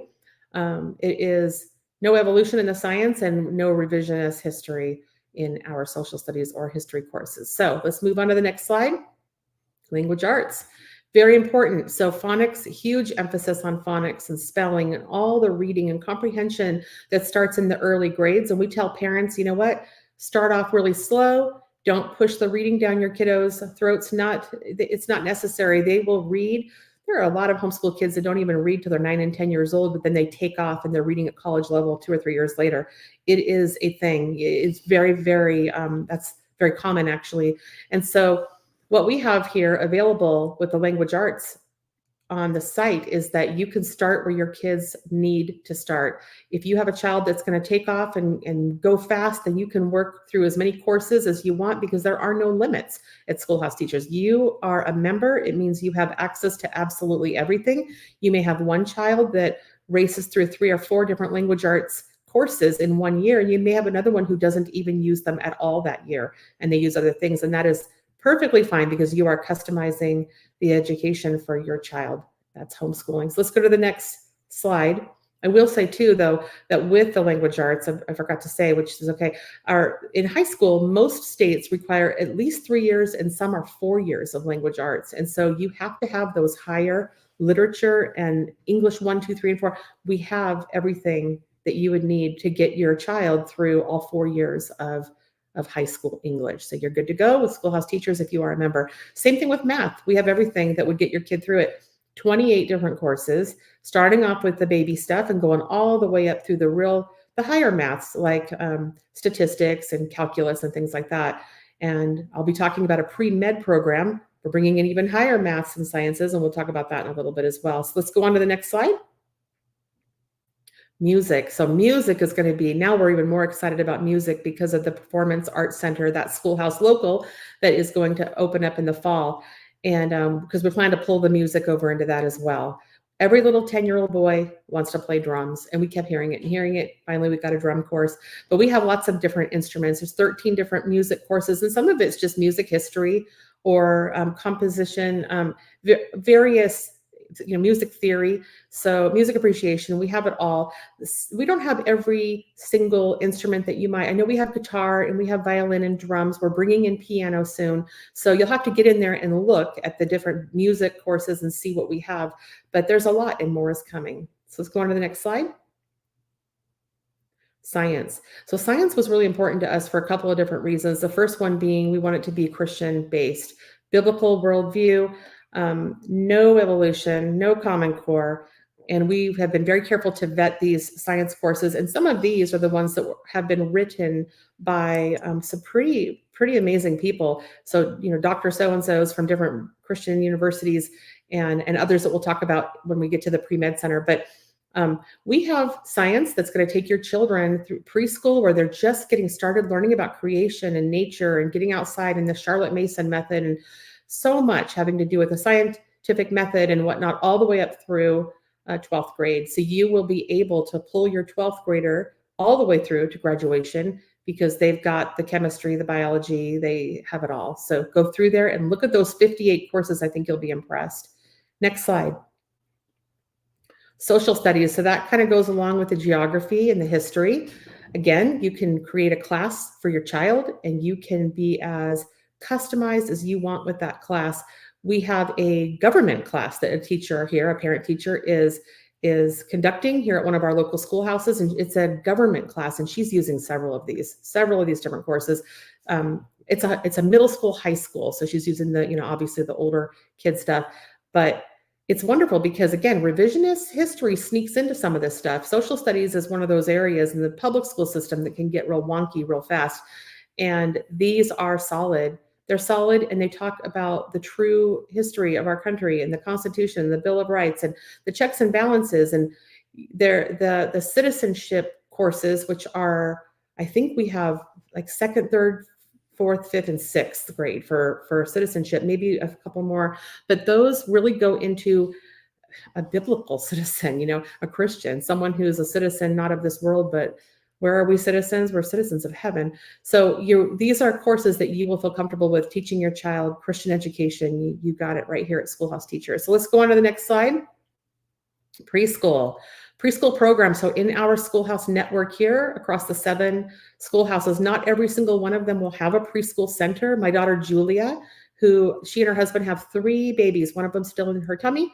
And so she's living in preschool world right now. And she is our preschool director. She and her friend, Rebecca Brazier, they are the co-directors of our preschool playground department across the 7 schoolhouses. So they will actually be physically in 1 or 2 of them. But I'll tell you what, as soon as parents found out we have a preschool program, we've been getting calls left and right. She's been fielding them like crazy. And it's exciting because we have 27 different preschool courses. I put that in air quotes because how do you give a course to a preschooler? They're activities, and they're basically frameworks of various topics and subjects, but they're highly organized. A lot of it, there's some video, but these 27 quote unquote courses that are here, you got to look at them because you will get excited and inspired when you start looking through all of the work that was done to create these things and all the fun activities. My daughter can't wait to get started. And so the little schoolhouse families, the little preschoolers are going to be having a great year this year here. 27 different ones. Let's go to the next slide. Parent resources. And so we always point the pastors' wives to this section. It's been so wonderful meeting the different pastors in churches who are wanting to open up their churches to create a schoolhouse within. And we really encourage, and we haven't even had to do that because they automatically want to. These pastors and their wives are already, they have the mindset where they just want to disciple. They want to be a part of that process because, it's like my husband says all the time, it's not about education and academics. It's about discipleship first and foremost. You're going to get your academics and you're going to get your education. I mean, think about back in the 1800s before education became compulsory, the literacy rate was in the high 90s, like 96% across the United States. The kids were literate. The parents take it very seriously. They already have that in mind. They're raising their children up, and back then they raised them to be competitive and good citizens and smart, and they taught them to read, and 96 or 97% were literate. Now you look at the literacy rates, go ahead and look it up in your state and see what your literacy rates are. It's plummeted greatly since schooling has become compulsory. And so parents, it's about discipleship, and the pastors and their wives, they have caught that vision and they want to help. And so what we tell the pastors' wives is look, go into these parent resources. These are actual courses. A lot of them are video-based. They have work texts. They have discussion pages. They've got so much where you could create a class on just about anything. There's marriage. There's the Titus II kind of, coming alongside the younger moms. We've got these young mommies in their 20s and 30s that are joining the schoolhouse. They're becoming new homeschoolers. They're coming out of the public schools, and they are really looking for that mentorship and that camaraderie and just almost like a second mom that's going to come alongside, put their arm around them and say, come on, let's do this. You can do it. And we're going to direct you. We're going to guide you through God's word. And these are some resources they can use. These are actual full courses with full video lesson plans. All of it come with it. So a pastor's wife or even just a mom who's in a schoolhouse would be also welcome to take a look at this. You may have one schoolhouse that a mom says, I will do this. Let me do learning, your child's learning style. That's a thing. That is, a lot of parents wonder, well, what is my child's learning style? Well, this course takes you through it. And you may have a mom or dad who's willing to get in there and do a course on that. So the schoolhouse is not just for kids. It's preschool through 12th grade. You can have all those grades in a schoolhouse, but you can also have evenings with the parents. You can do more courses there. You can do online courses. You can do it at home. You can do a Facebook party. There's all manner of ways to pull these resources in because it's good for your whole family. When you have that membership to schoolhouseteachers.com, it doesn't matter how many kids you have. Your whole family gets to use it. And guess what? The grandparents do too. Even if the grandparents don't live in your home, they automatically get a login because we are encouraging grandparents to get in there and encourage their grandkids to do well in homeschooling and also to maybe come alongside their own daughters and sons and help them homeschool those grandchildren. So that membership covers those grandparents as well. So next slide. The interactive schoolhouse, this is kind of new. This is part of the platform. If you have a membership to ST, you get this as part of it. There's no extra cost, but it makes some of these classes even more exciting. It brings them to life and they're very engaging. There's automatic feedback. So let's say you dive into, like my daughter right now is doing this drive-through history. She's doing American history right now, but with the drive-through with the IST, Interactive Schoolhouse. What that is she's able to, instead of just reading the material or watching the video and doing the homework, this interrupts it with videos that pop up and maps that pop up and little questions and you answer it on the spot and it grades you on the spot.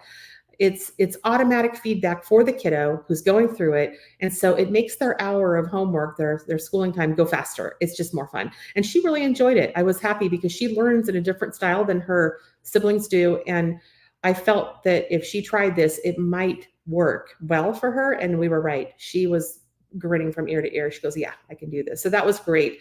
And that's what IST is about. Let's look at the next slide, because we've got about 12, I think, so far. So these are existing courses. You can take these courses. They're a part of ST, and they're just your traditional textbooks, workbooks, answer keys. Some are with videos, lesson plans, tools that go with the courses. But these particular 12 are part of the IST. So these come to life. These are the ones that will pop up on the screen with little multiple choice questions or little quizzes and videos, things like that. And we've only done a small selection, only 12 of the 430 courses, because we wanted to gauge it with our existing members. We have thousands of members, and I'll tell you what, it has been a flaming success. They love it. We've been getting feedback where they are telling us, yes, we want this IST. This is great. So we have a whole IST department that they're creating more of these. But we did start them from preschool. You can see in the bottom right-hand corner, that's for little babies, that's for preschoolers, but we have some high school ones in there too, in middle school, geology, and we've got art history, some fun ones, things like that. We wanted to see what the parents would think, and we found out. So we're excited, as you'll see more of those coming as well, but you can use these right now. They're ready to go. So next slide. Some families come out of the public schools and they say, oh my goodness, I don't even want to see all these 430 courses you have. That's too overwhelming. I don't know where to start. Where do I start? And so we tell them, why don't you grab a school box? These are existing on the platform. Go find the grades that you think your child would be in, or that they are in, that you've just pulled them out of. And you have everything turnkey. It is plug and play, ready to go, turnkey. And you can look at the lesson plan that is in each one. You have daily checklists. You've got links to the courses right there. So it's all at your fingertips. And there's additional members. You get it all. And we've had really, really good feedback from our parents.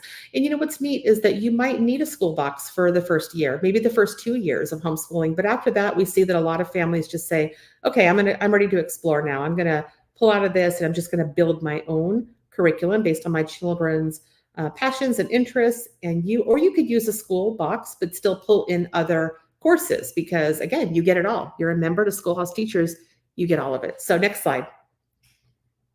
You get an interactive digital planner when you're a member of schoolhouseteachers.com. And our high school planner just went live, I believe, yesterday. And so this goes up every year. They are digital, but they are on steroids. They are stellar planners. And we call them the Smart Mama Planner. That's a brand. The reason we call it that is because it's so very intuitive. You can keep track of your budgets, and they'll be auto-calculated for you when you come back. You've got your children's attendance. You can have charts in there. You can literally type in everything that you want your child to do, make your schedules, and it's intuitive, and it's going to keep moving with you. So it's not just like you're writing something down in a notebook. It prompts you and it keeps your data for you, and you can just go back in and out. We've been publishing these things, oh my goodness, every year for probably the last 12 years, and we have excellent feedback. The parents love it. So there's your Smart Mama Planner. You get it for free. It goes with your membership. So let's go to the next slide. You won't believe this. So part of your membership, you actually have 25,000 streaming videos that come with it. Get rid of your Netflix. You never should have had it to begin with. It's disgusting. And this is so much better. You have clean films, fun stuff for little kids. And then there's documentaries all the way up for your high school kids, and just for adults to watch in the evening. It's not just documentaries. There's original content. There's films, popular shows, stuff that you're going to absolutely recognize. 25,000 streaming videos for kids and adults, clean entertainment, and also very, very educational. And this is also used in those remember the parent resources I showed you? There's 30 something of those. So you can see the 7 challenges men encounter. That would be one course that a pastor could take their dads through if they wanted to do that. But it actually comes with the work text, I believe, as well. So this is fun because, again, with you being a member, you don't have to do anything except just go in there and browse around and pick what you want to watch that night with your family. That is yours. It comes with your membership. Next slide. You also have World Book Online. Now, World Book Online means you never have to go to the library if you don't want to, your public library. This has probably pretty much everything and more, especially for those high school kids who need to start doing their research papers. You can get science experiments from here. There's thousands of articles. There's even world newspapers. There's archived access to these old newspapers. There's maps and atlases, and they're interactive. So like for my US history course, I can come in here to World Book and I can create my own interactive maps for my class and have my students use those, or I can tell them, because it is a high school class, and I probably will tell them, go home, and when you come back on Wednesday, I want to see an interactive map. Show me what you're studying. And so you can use this as a tool. This is a major tool to go along with already the 430 courses you have. You could create full courses just from this alone. And if you wanted to join World Book, because it's a major organization, they have who knows how many thousands of members, it'll cost you $250 a year. A family membership, a license for a family for World Book is $250. But not if you are an ST member. With your membership, it's free. It's not going to cost you a dime. So get in there and use that. There's videos. There's so much. There are, remember the encyclopedias that you had when you were a little kid, if you're as old as me, or if you went to your grandma's house and you saw all the big encyclopedias that took up a whole wall of her room. They don't really do those anymore. They're online, and this is it. You have everything with these encyclopedias. I think it's seven different libraries. So it's massive. You'd get lost in there, but it's yours. So I encourage you to get lost in there. Next slide. Apple Core. This is important, and this is another license we have with another outside organization. They are excellent. Apple Core is what I have personally used, Paul and I, for 18 years, just with our own children, in keeping the records of their homeschool journeys. And so this, most states will require something. They want to see record keeping, or they want to at least hear the attendance. They want some sort of data from you, and whatever they do require of you, you're going to be able to capture that by using Apple Core. We can record our grades in there. It's also intuitive. It auto calculates your running GPA for your kids. My daughter, Susanna, who's getting ready to graduate high school, she loves to just go in there and look at it because she's obsessed. She's a straight A student, and she likes to see it. If it even goes up 1 point, she wants to know about it. Yeah. And so your kids can do that, but you can print your report cards out here. You can enter credits for your high school kids, build a portfolio for college, get that ready to go. And you can even create transcripts. It'll help you to do that. And so Apple Core comes with your membership. You don't need to go and purchase that from an outside organization as well. All right, next slide. If you are a member of schoolhouseteachers.com, there are members only events. And I like this because it's in a safe environment. For example, we have story time and show and tell, where your little ones can go and actually literally participate through Zoom usually, or platforms like that, with their show and tell and public speaking and things like that. And we have so many thousands of members that this is really fun, because when we put together art contests or photography fairs or the talent showcases, science fairs, we do senior recognition, lots of different things that we have online that are available for members. If you're a member, you can take part in all of these. And a lot of them, we give prizes and we ship them right to those kids. Senior recognition is great because we actually show the senior pictures, but we do it in the safe environment. Again, we're not plastering it on Facebook. It's being placed within the private Facebook group that we have for ST members only. So it's just a neat place to network and to show off your kids' talent and to recognize them as well. So next slide. We're getting near the end here. Other helpful tools and resources, about all the courses and the topics. We went through all of those, but there are so many tools that will help you to create a stellar class for your children, whether it's at a local schoolhouse or just at home, homeschooling them.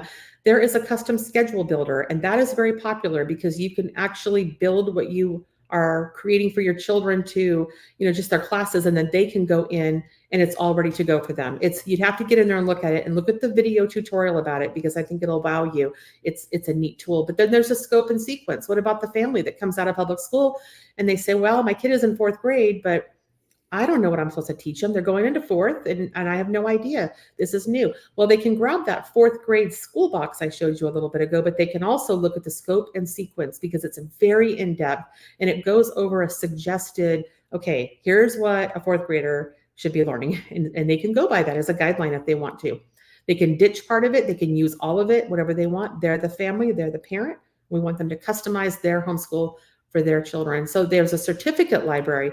If you complete a course, let's say you do Korean, conversational Korean, your child completes it, they do well, print off their certificate and frame it and show it to grandma if you want to, put it on the wall, or save it for the portfolio. If they're high school kids, print off all the classes that they take, print them off, show their they've worked hard, and they should get that certificate in their portfolio.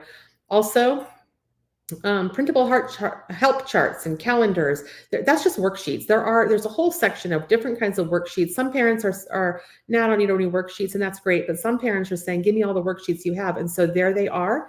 But a lot of them are charts where you can, like, for example, the state capitals, that might be one. So there's just a gazillion of those. You can go through and look, see what you want. But there's also support. If you're a schoolhouseteachers.com member, you have access to our online chat.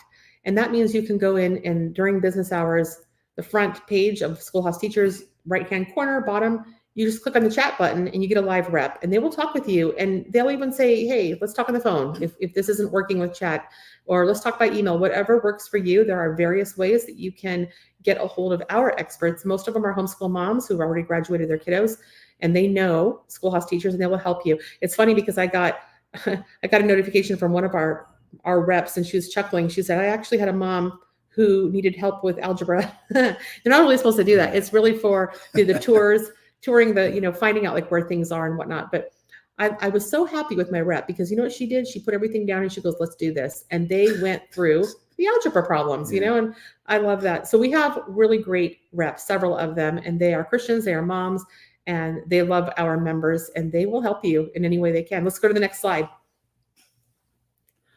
We have a special needs center on the site. And so we have several centers on the site. And we do this because there are some families who come in and say, listen, I've got special needs kids. I want to homeschool them. And that's great. We say bravo to that because that's exactly where those kids belong. They belong with you. They want to be with you. They do not want to be dropped off. And where possible, keep them home and school them because you can do that. And we can help you. The center will give you the resources you need. You can chat with other parents.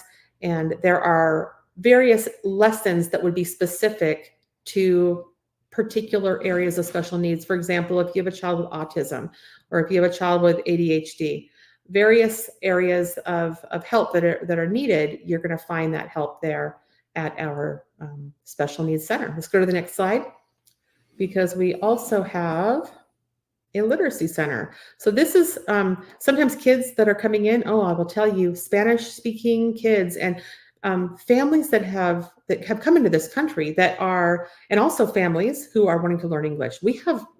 It's global. I mean, you'd be amazed how many different families use the platform from all kinds of countries. And so they come in and they want to learn English, or you just maybe have a family here in the US where you have a struggling reader. This is where you want to end up. Come into the literacy center and get that early intervention that you need with your child, no matter what grade they're in, no matter how old they are. When they're little, here's where all your pre-readers are and your little reading comprehension and just the bite-sized chunks that you might need. There's skill indicators in here so you can kind of figure out where your kid is at and what kind of help they might need. And then the read alouds. And when I say read alouds, that means several things. There are books here that you can read aloud to your children. There are books here that they can read aloud to you, but also you can hit a button and just let the program read the book to you and your child. So it's really neat. There's a lot of tools here. So let's go to the next slide. Phonics and reading comprehension is a big deal to us. So that's going to be part of that literacy center, but it's also throughout the courses that you will find at schoolhouseteachers.com. There's a lot of interactive activities. And as we talked about, the read aloud stories that you can take part in various ways. And there's parts of a story. We want to start encouraging kiddos to we say every child has a story inside them, even when they're little, if they can't write it. My friend Beth Mora was telling me just a couple of weeks ago, she says, yeah, they may not be able to write it, but they still have it inside and they can narrate it. And you want to encourage them to get into storytelling because they'll use it all of their lives. And so we really start early with the reading comprehension and the literacy to the point where the parent desires. If a child's not quite ready, then skip that stuff and just do the read alouds. There's video-based lessons in here, in fact, if they're not quite ready. So get in here and explore this because I think you'll be impressed if you've got little ones. And phonics is a big thing. With me, it was. I started my kids with phonics at age 4 because I just thought it was so important. And I'm glad I did it. My kids are good readers. So next slide. We have a classical education center. There's a lot of families who say, well, how about I'm going to start a schoolhouse in my area, and I would like my schoolhouse to be classical. This is just theoretical. They may say, I want a classical schoolhouse. And a pastor may say, yeah, I love classical education. I think your platform's great, but we want to advertise this particular church schoolhouse as a classical schoolhouse. You can absolutely do that. In fact, we even have the domain, theclassicalschoolhouse.com. You can go there and get started on that very thing. But we have the courses that would allow you to take your child literally all the way through a good, robust classical education. And so this center pulls all that together and helps you to figure out how to make that work. Of course, you can hit the chat button and get even more information there, but it goes over the typical areas of study that you would receive if you were in a classical school, for example. But this is Bible-based, it's Christian. All right, next slide. If you don't want to do a classical schoolhouse, maybe you want to do a Charlotte Mason schoolhouse. Those are so popular. You may have heard of Charlotte Mason co-ops and all around the country, and Charlotte Mason schools all around, because it is so very popular. The reason why is it's a philosophy. It has to do with the whole child, educating the whole child. A lot on nature, delight directed, meaning you're really pursuing their passions. I think homeschool families do that anyway. They're pursuing their children's passions because they're tuned in to what their kids' interests are. But Charlotte Mason kind of takes that up next level, and parents love that. They use a lot of living books. There's a heavy emphasis on fine arts, music, and poetry. So like with classical education, your heavy emphasis is more maybe on history, logic, and language arts. Both models give you everything you need, and you can take a child clear through 12th grade and absolutely educate them. It's just a different type of education. Most of you probably know what those are about anyway, so I won't spend much time there. But if you want to learn more, go on over to the Charlotte Mason Center at schoolhouseteachers.com, because you have access to it. And if you want a schoolhouse that is literally a Charlotte Mason schoolhouse, get with the pastor of that church and let's get one started in your area. Very easy to do. Next slide. All right, here's what's coming in 2024. A pre-med center. Does it cost anything? No, because you are already a member with schoolhouseteachers.com. Your membership covers it. So if you have a high school student who is thinking about a career in medicine, you are going to want to get them into this program. This is the higher sciences and maths, of course, but we have a lot of medical and health related studies, and more are being added even now. Not just nutrition and the sciences that you would obviously need, but there's a nursing program, I think, that's coming into this as well. And so you'll want to keep your eye on the pre-med center. You can see the logo there, has not launched yet, but next slide, I'm going to show you the director of this is the director of our pre-med center. His name is Steve Rosenoff, highly qualified gentleman. You can see the courses that are here below. He wrote all of those courses and more. He is busily writing more courses that are higher maths, higher sciences, that he's pulling into this pre-med center, because we want schoolhouseteachers.com's pre-med center for high school students to be like nothing else. And I don't think there is anything else out there like it in any high school. So you will have an opportunity to bring your kids along on a career path in medicine if they want to do that. Let them just dive into this, because they may be saying, yeah, I'm going to be a doctor. Well, they may go through this and decide, nope, I'm going to become a lawyer, so give them a chance to get their toes wet with it. But what's neat about Steve Rosenoff, real sweet guy, loves the Lord, loves his dogs. And you'll see the dogs in all of the courses. You're going to see he brings the dogs along. But he was a clinical chemist for the Department of Defense. This guy has not only written some very high quality courses, but he has had quite a work history as well, network with a lot of people. Let's go to the next slide. I want to show you you can briefly read this quote. I'm not going to read it to you, but Dr. Jay Weil, many of you probably, if you've been homeschooling for any length of time, you know who Dr. Jay Weil is. And he wrote an amazing endorsement for Steve Rosenoff. They have worked together for absolute years. And Jay Weil wrote this touching quote about him. And so you could come back and go through these slides later and have a look at it if you'd like to. But he says that Steve Rosenoff is a master teacher. So you really are in good hands with your student being a part of our coming pre-med center, which is going to be here in early 2024. So let's move on to the next slide. If you don't want to do pre-med, we just talked about maybe your child wants to become an attorney.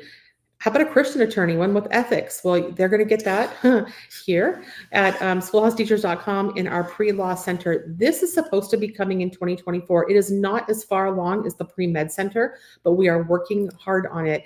Several of these courses are already on our platform, like mock trial and then the psychology and several others, but more is being created, more are being created, and it'll be exciting to see this kind of emerge and evolve. It is coming in 2024, we believe. We are already in talks with 2 different attorney organizations. One of them is a Christian law school out in California.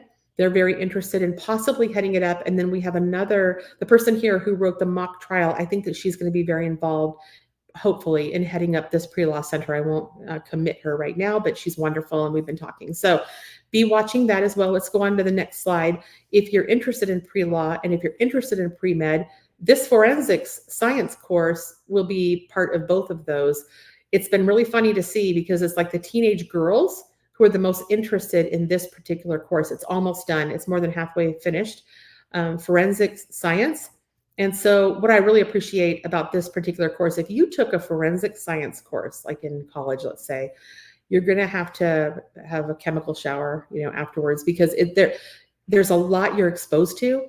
The world is a fallen one. And so with forensic science, you really do go over the nitty gritty, and there's a lot to that. I'm trying to speak vaguely here, but the lesson designer, Jessica Embry, she's a Christian. She loves the Lord. She has taught this class. She's taught a forensic science course in her co-op for the last 2 or 3 years. And so we asked her to write this course for us, which she agreed to do. Again, it's almost finished. And she loves the Lord, and she's discreet. She understands that we don't need to go into all the real deep dirties of what you might discover in a college forensic science. But this is for middle school and high school.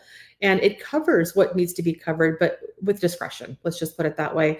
And so this is a fun one to start, especially for 7th or 8th grade. If those kids are thinking about pre-law, they're thinking about pre-med, have them take this course and see what they think. And it may launch them into one of those 2 directions, which would be cool.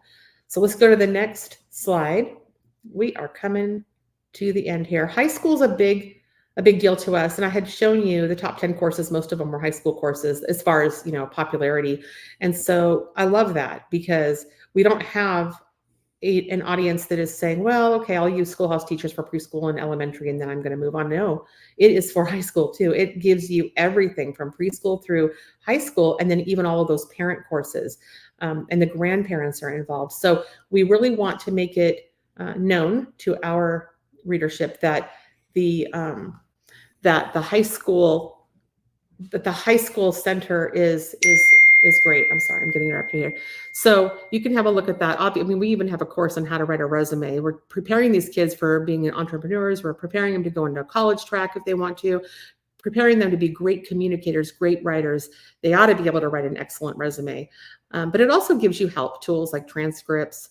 It's going to group the courses by profession. Let's say they have an interest in something very specific, maybe in engineering. You're going to find those grouped and some help there. So let's move on to the next slide. Creative classrooming. We'll just briefly run through this is my class. You can see my name on here. If you look at the left-hand side, the logo in the left upper corner, it's a different logo than the logos, which are kind of small here, but on the right corners of the classes. And the reason for that, the 4 courses on the right are found at schoolhouseteachers.com. You can go to schoolhouseteachers.com, go to the history section, and you will see those 4 classes. I'm using those for my class. My class is to the left. You won't find that at schoolhouseteachers.com because that's my own design, I use stock photos, and we created this design for my classroom, which is already almost half full as we speak, and it starts in 2 weeks. So those high schoolers are going to be taking that class based on these various courses, these various resources that I have pulled from schoolhouseteachers.com. So this is a workshop that the teachers sometimes can get together and do before a schoolhouse opens. And that is, okay, let's lay everything out on the table. Let's look at the courses and decide which ones we want to use for the class that we want to teach. And we can just use one course, or we can use 5 or 8 or whatever we want. We can go over into World Book and pull from that. We can go into Right Now Media with the 25,000 streaming videos and pull from that. And we can go into the tools, the unit studies, the high school section. There is so much that you will absolutely not run out of materials to create a stellar class. And I think my class is going to be very cool. All right, so the next slide. These are just some of the history courses that I was able to peruse and decide which ones that I would use for my class. And this is a fun workshop to do before you start a schoolhouse. And you do it twice a year. You do it in the beginning of the year for semester 1, the fall, and you do it again in December because you're starting semester number 2. And there's a lot of one semester classes. So it's great fun. Next slide. So basically, why do we do this? I want to tell you why we do this. Why we do this is in terms of keeping our kids close to us, keeping our kids tight to us, homeschooling them, not dropping them off to be raised by the state. As a Christian, I take to heart the first 3 verses in Psalms 1. So let's just read them really quick. Blessed is the person who does not walk in the counsel of the wicked, nor stand in the paths of sinners, nor sit in the seat of scoffers. But his delight is in the law of the Lord, and on his law he meditates day and night. He will be like a tree planted by streams of water, which yields its fruit in its season, and its leaf does not wither. And in whatever he does, he prospers. So as a mom, though, I can't help but replace those words, person and he and his, with these words, like my child or the child. Let's listen to the verse now. Blessed is my child who does not walk in the counsel of the wicked, nor stand in the path of sinners, nor sit in the seat of scoffers. But my child's delight is in the law of the Lord, and on his law the child meditates day and night. My child will be like a tree planted by streams of water, which yields its fruit in its season, and its leaf does not wither. And whatever my child does, he prospers. And when you separate it like that, when you insert your own child into those same Bible verses that we look at for ourselves, we recognize, what are we doing? Of course we have to disciple them. Of course we do. So it is about discipleship. I'm going to show you the last slide here, which is a way to get a discount. So if you don't have a membership to schoolhouseteachers.com, it's normally $269.97 per year. That's for your whole family. So remember, we talked about the World Book is $250 a year, just if you go through them, and you would only have that and nothing else. But if you have Schoolhouse Teachers, you have that plus the 25,000 videos, the 430 courses, all the tools we talked about. And you can join a schoolhouse and use the entire network, and that doesn't cost anything extra. So it's $269.97 a year for the whole family. Don't forget grandparents, they're part of that as well. But if you go through your state organization, and I've got the Arizona code up here right now, you can scan it if you want to. Arizona would be real happy if you did that. But because they actually are benefiting from this discount, you can pay $179 and get the same thing. So you won't pay the $269, you'll pay $179, and you'll have all of the same things we just went through and talked about. And Arizona gets a portion of that to continue growing homeschooling in their state. Now, you don't need to use Arizona's code if you're not in Arizona and you want to support your state's organization, which we would highly, highly encourage you to do. If you are in Massachusetts, then go there and use their code. But you can go to homeschoolfreedom.com, and there's a big map there. And you can click on your state and find out exactly who your Christian state homeschool organization is. We highly support those organizations. We are happy to give them part of the proceeds that go towards this, because they are doing good work. They're the ones that are answering the calls when the parents are calling in the middle of the night and they're scared or they're worried or they're frustrated. They are the ones who work tirelessly, and they don't charge anything. They may have a membership fee if you want to join, and we certainly say that you should do that, but they don't have an interest in making money off of the families. They're there to help primarily, and they're the pioneers. They're the ones who've been helping families since the very beginning of homeschooling. And so go to homeschoolfreedom.com, click on your state, find out if they have a discount. Tell them you want the $179. You don't want to pay the $269, but you want to be a member to schoolhouseteachers.com so that you have everything you need for all of the children in your family, kindergarten through preschool through 12th grade. And you can join a schoolhouse, and let's start one in your area. Contact us so that we can start one in your area if you don't have one. Maybe you do have one, and so you get to go for free once you are a member. So go through your state organization. Don't pay the full price. If you come to our website, we'll charge you the full price, but we would tell you, no, don't do that. Go to your state organization and let them have some of that money and pay the better price, the $179. So I hope that you enjoyed this. If you have questions, you can always go to schoolhouseteachers.com and click on the chat button. You will have a live rep if it's during business hours. If not, if they're real busy right now, they're busy because it's August. And so families are going nuts with it. But you can leave a message and they'll call you back. So thank you, Christine, for letting us ramble on for you know what, this was great. And we were kind of leading up to this presentation because our theme today is how to get started and building a foundation. And we kind of wrestled with some of the questions about and all of the fears about starting homeschooling, because people want to, many want to, but they're just afraid how to get started and where do I find the resources, where do I find community. And thankfully you have brought to us a solution, with everything. Basically everything is here for you: resources, community, and support. Yeah. And so I mean, those links are in the comments at homeschoolfreedom.com, and the Join Schoolhouse link as well. And definitely check that out. And you can also contact your local pastor if you don't have one. We shared schoolhouseconnect.com as well earlier. You can scroll back in the comments. You can find your state boards there as well. There's a map on that link as well. So all of these links were in your emails. So I know there's a lot of information that we're throwing at you. So definitely take these links, jot them down, go on there later, browse through everything. The information is there. The support is there. And just thank you, Paul and Tina, for all that you are doing. We're so blessed to be part of this team that helps homeschoolers keep their children home, because that's where they belong. And is there anything else that you wanted to say before? I would simply say, if your church doesn't happen to have a homeschool community already started, just point your pastor to schoolhouseteachers.com, and we would be more than happy to walk a pastor or the church or the pastor's board through this. I know this presentation seemed a little daunting because there's so much information, but it really is easier than you think to implement. It's very turnkey, and that was our goal. Well, and another good reason that I agree with Paul, having your pastor go to schoolhouseteachers.com, he can request it for free, because we give missionaries and pastors, they don't pay the $179 or the $269. They get it for free if they ask. So your pastor, if you're listening, they can go and they can get it. They can take a look at it and decide if this would be great to bring into their church schoolhouse, like these other churches are doing. And they can contact us at churchschoolhouse.com. Churchschoolhouse.com is where the pastor is on board. And that has been very fun to see those forms coming through from around the country and other countries too. So that's amazing. I'm so grateful for these opportunities.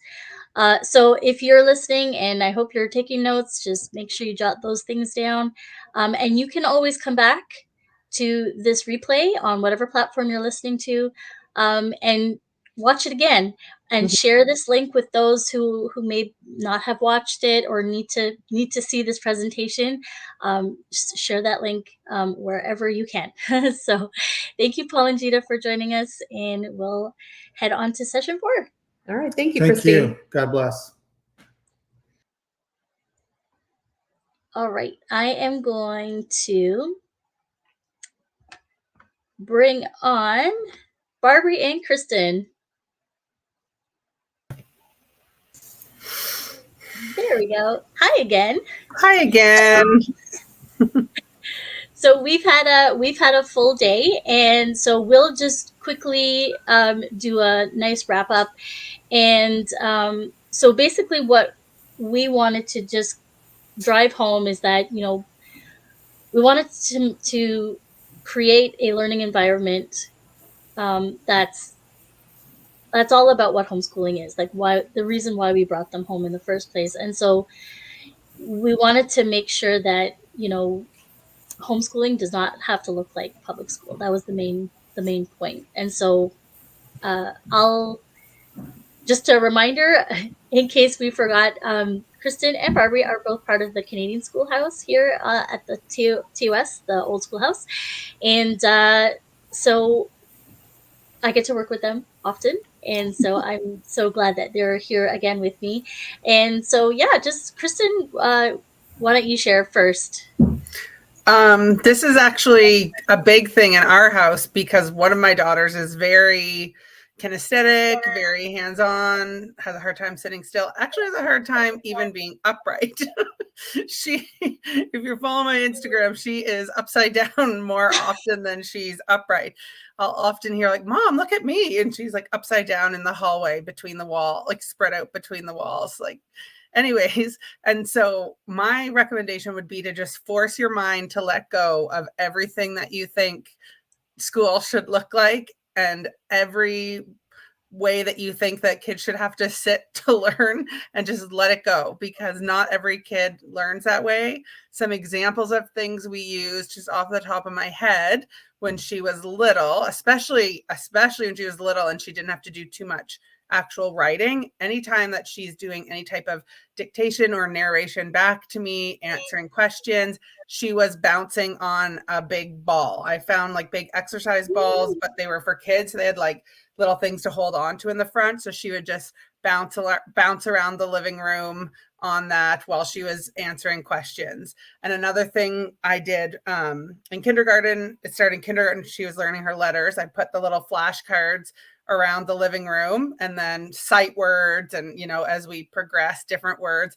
And I would say, okay, cartwheel to each to each card, and then say what it is. Okay, leapfrog to the next card and tell me what it is. So you just really need to just let go of whatever you think it needs to look like and just go for it. She is hanging upside down off the back of the couch a lot of times when I'm reading to her, and it's kind of distracting for me, but it's not for her. Like, she's concentrating. So I think as long as your kids are taking in what you're telling them, it doesn't really matter what position their body feels best in, because sometimes that, for some kids, I'm learning, they actually concentrate better that way if they have that. My friend told me it's called vestibular stimulation, when they need to be upside down. Please don't ask me to describe what vestibular stimulation means, but apparently it's a thing. So don't be afraid of letting them move around. Yeah, I've got one of those at home too, and it's just and it drives my parents crazy when they see, like, how is that's not school. You're supposed to be sitting at a desk, and I'm like, no, not that's not how we do school. My guy will bounce. He's literally bouncing all day long. From the time he wakes off, he bounces off of bed, and then he bounces into bed. Like, he just energy ball all the way through. And so, but he's learning. As long as he's learning, and he's got, I know, Erica had mentioned before there in the comments that, she's got thinking putty. I bought a whole set of fidget, what do you call those things? Fidget spinners or gadgets.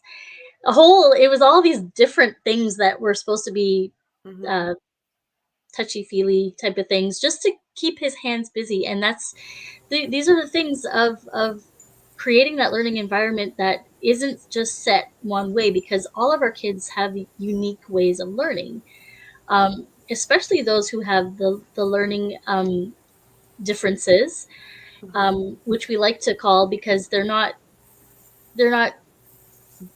so strange that they're not like everybody else. Everybody learns differently, so we call them learning differences. And so this way, when we're allowing them to do what they need to do to learn, they're functioning better. Right. And I would just say, keep the main thing.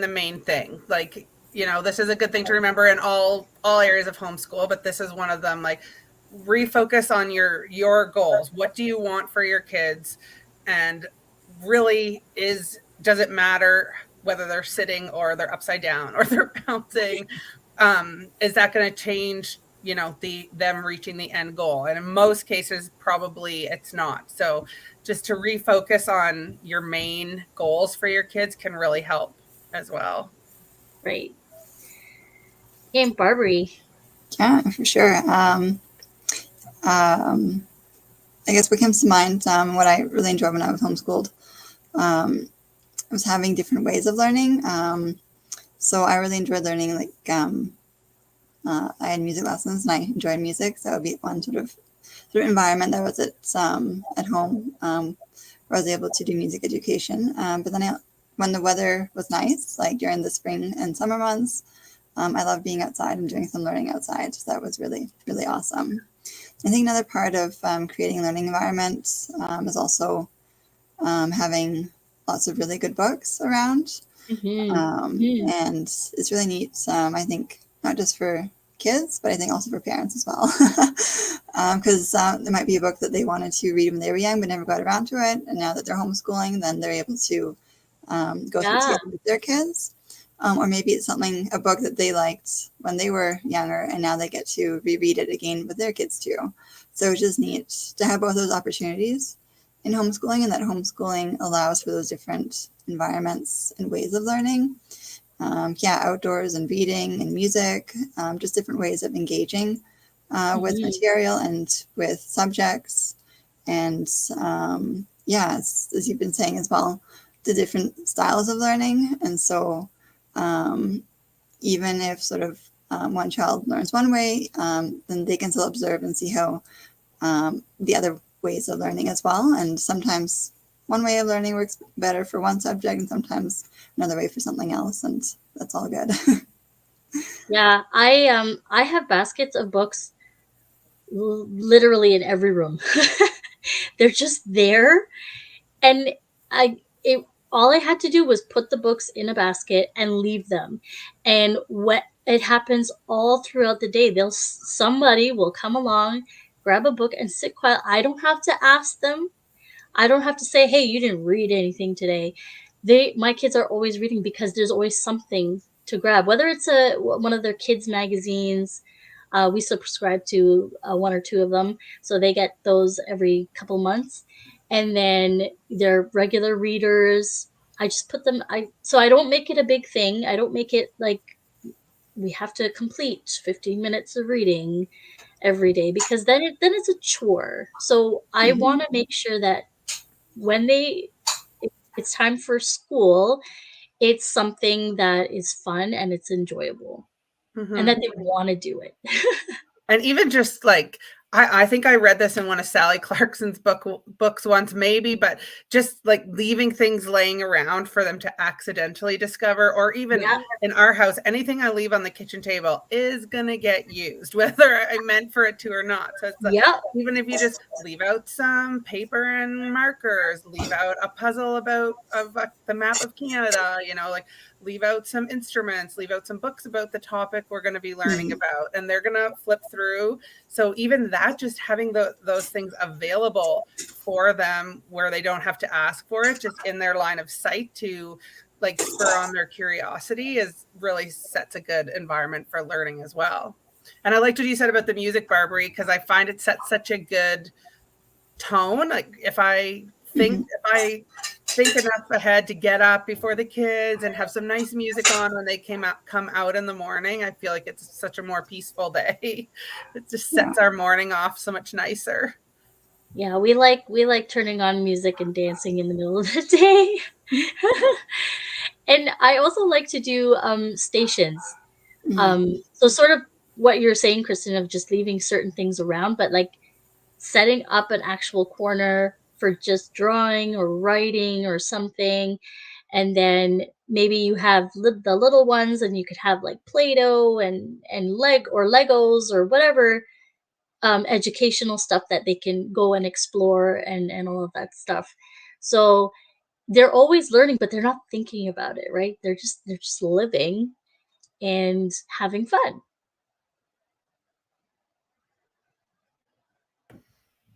I keep muting myself because my dog keeps barking. I don't hear it. Okay. I don't hear the barking. So I think we can wrap this up. I know we went over, and so I don't want to keep everyone much longer. So thank you, ladies, for popping on and sharing your words of wisdom with us. Please, if you have any questions about any of today's sessions, you can pop them in the comments, and we'll get answers to you. I'm just going to pop up our giveaway slide just to let you know. we do have these available to give away. If you are still watching this after we're done live here, that's okay. We're going to give you to 8 p.m. to leave us a comment, say hi, tell us where you're watching from, and please tell us your biggest takeaway for today. And so we will be giving away one-year membership to schoolhouseteachers.com, which you got to get a full look into all that is offered through schoolhouseteachers.com today. We're giving away one $50 coupon for the Old Schoolhouse store, and we're giving away two $25 giftograms, and giftograms are good in a number of places, restaurants, clothing stores, you name it, you can pick it. And so don't forget to comment and leave your thoughts with us. Thank you so much. Just to remind you again, you can watch all the replays on the platform that you're watching right now. So the Old Schoolhouse Facebook page, the Old Schoolhouse Magazine Facebook page, I should say, the homeschoolingfinds.com Facebook page, and the Old Schoolhouse Magazine YouTube channel. So just to remind you, yesterday we talked about exploring the reasons why we homeschool, weighing the pros and cons, believing God's purpose for your family, and our homeschool edition of Mythbusters. You definitely want to go back and look at that if you haven't had a chance to do that. And coming up tomorrow, we're doing Trusting in God, which is going to be a major key to having a successful homeschool journey. And then we'll have Finding Your Community, Remember Your Why, Setting Goals, and Avoiding Common Homeschool Mistakes. So you don't want to miss those. And we will have more giveaways available tomorrow. And so I will be signing off for today, and I'll see you tomorrow. Thanks for joining us.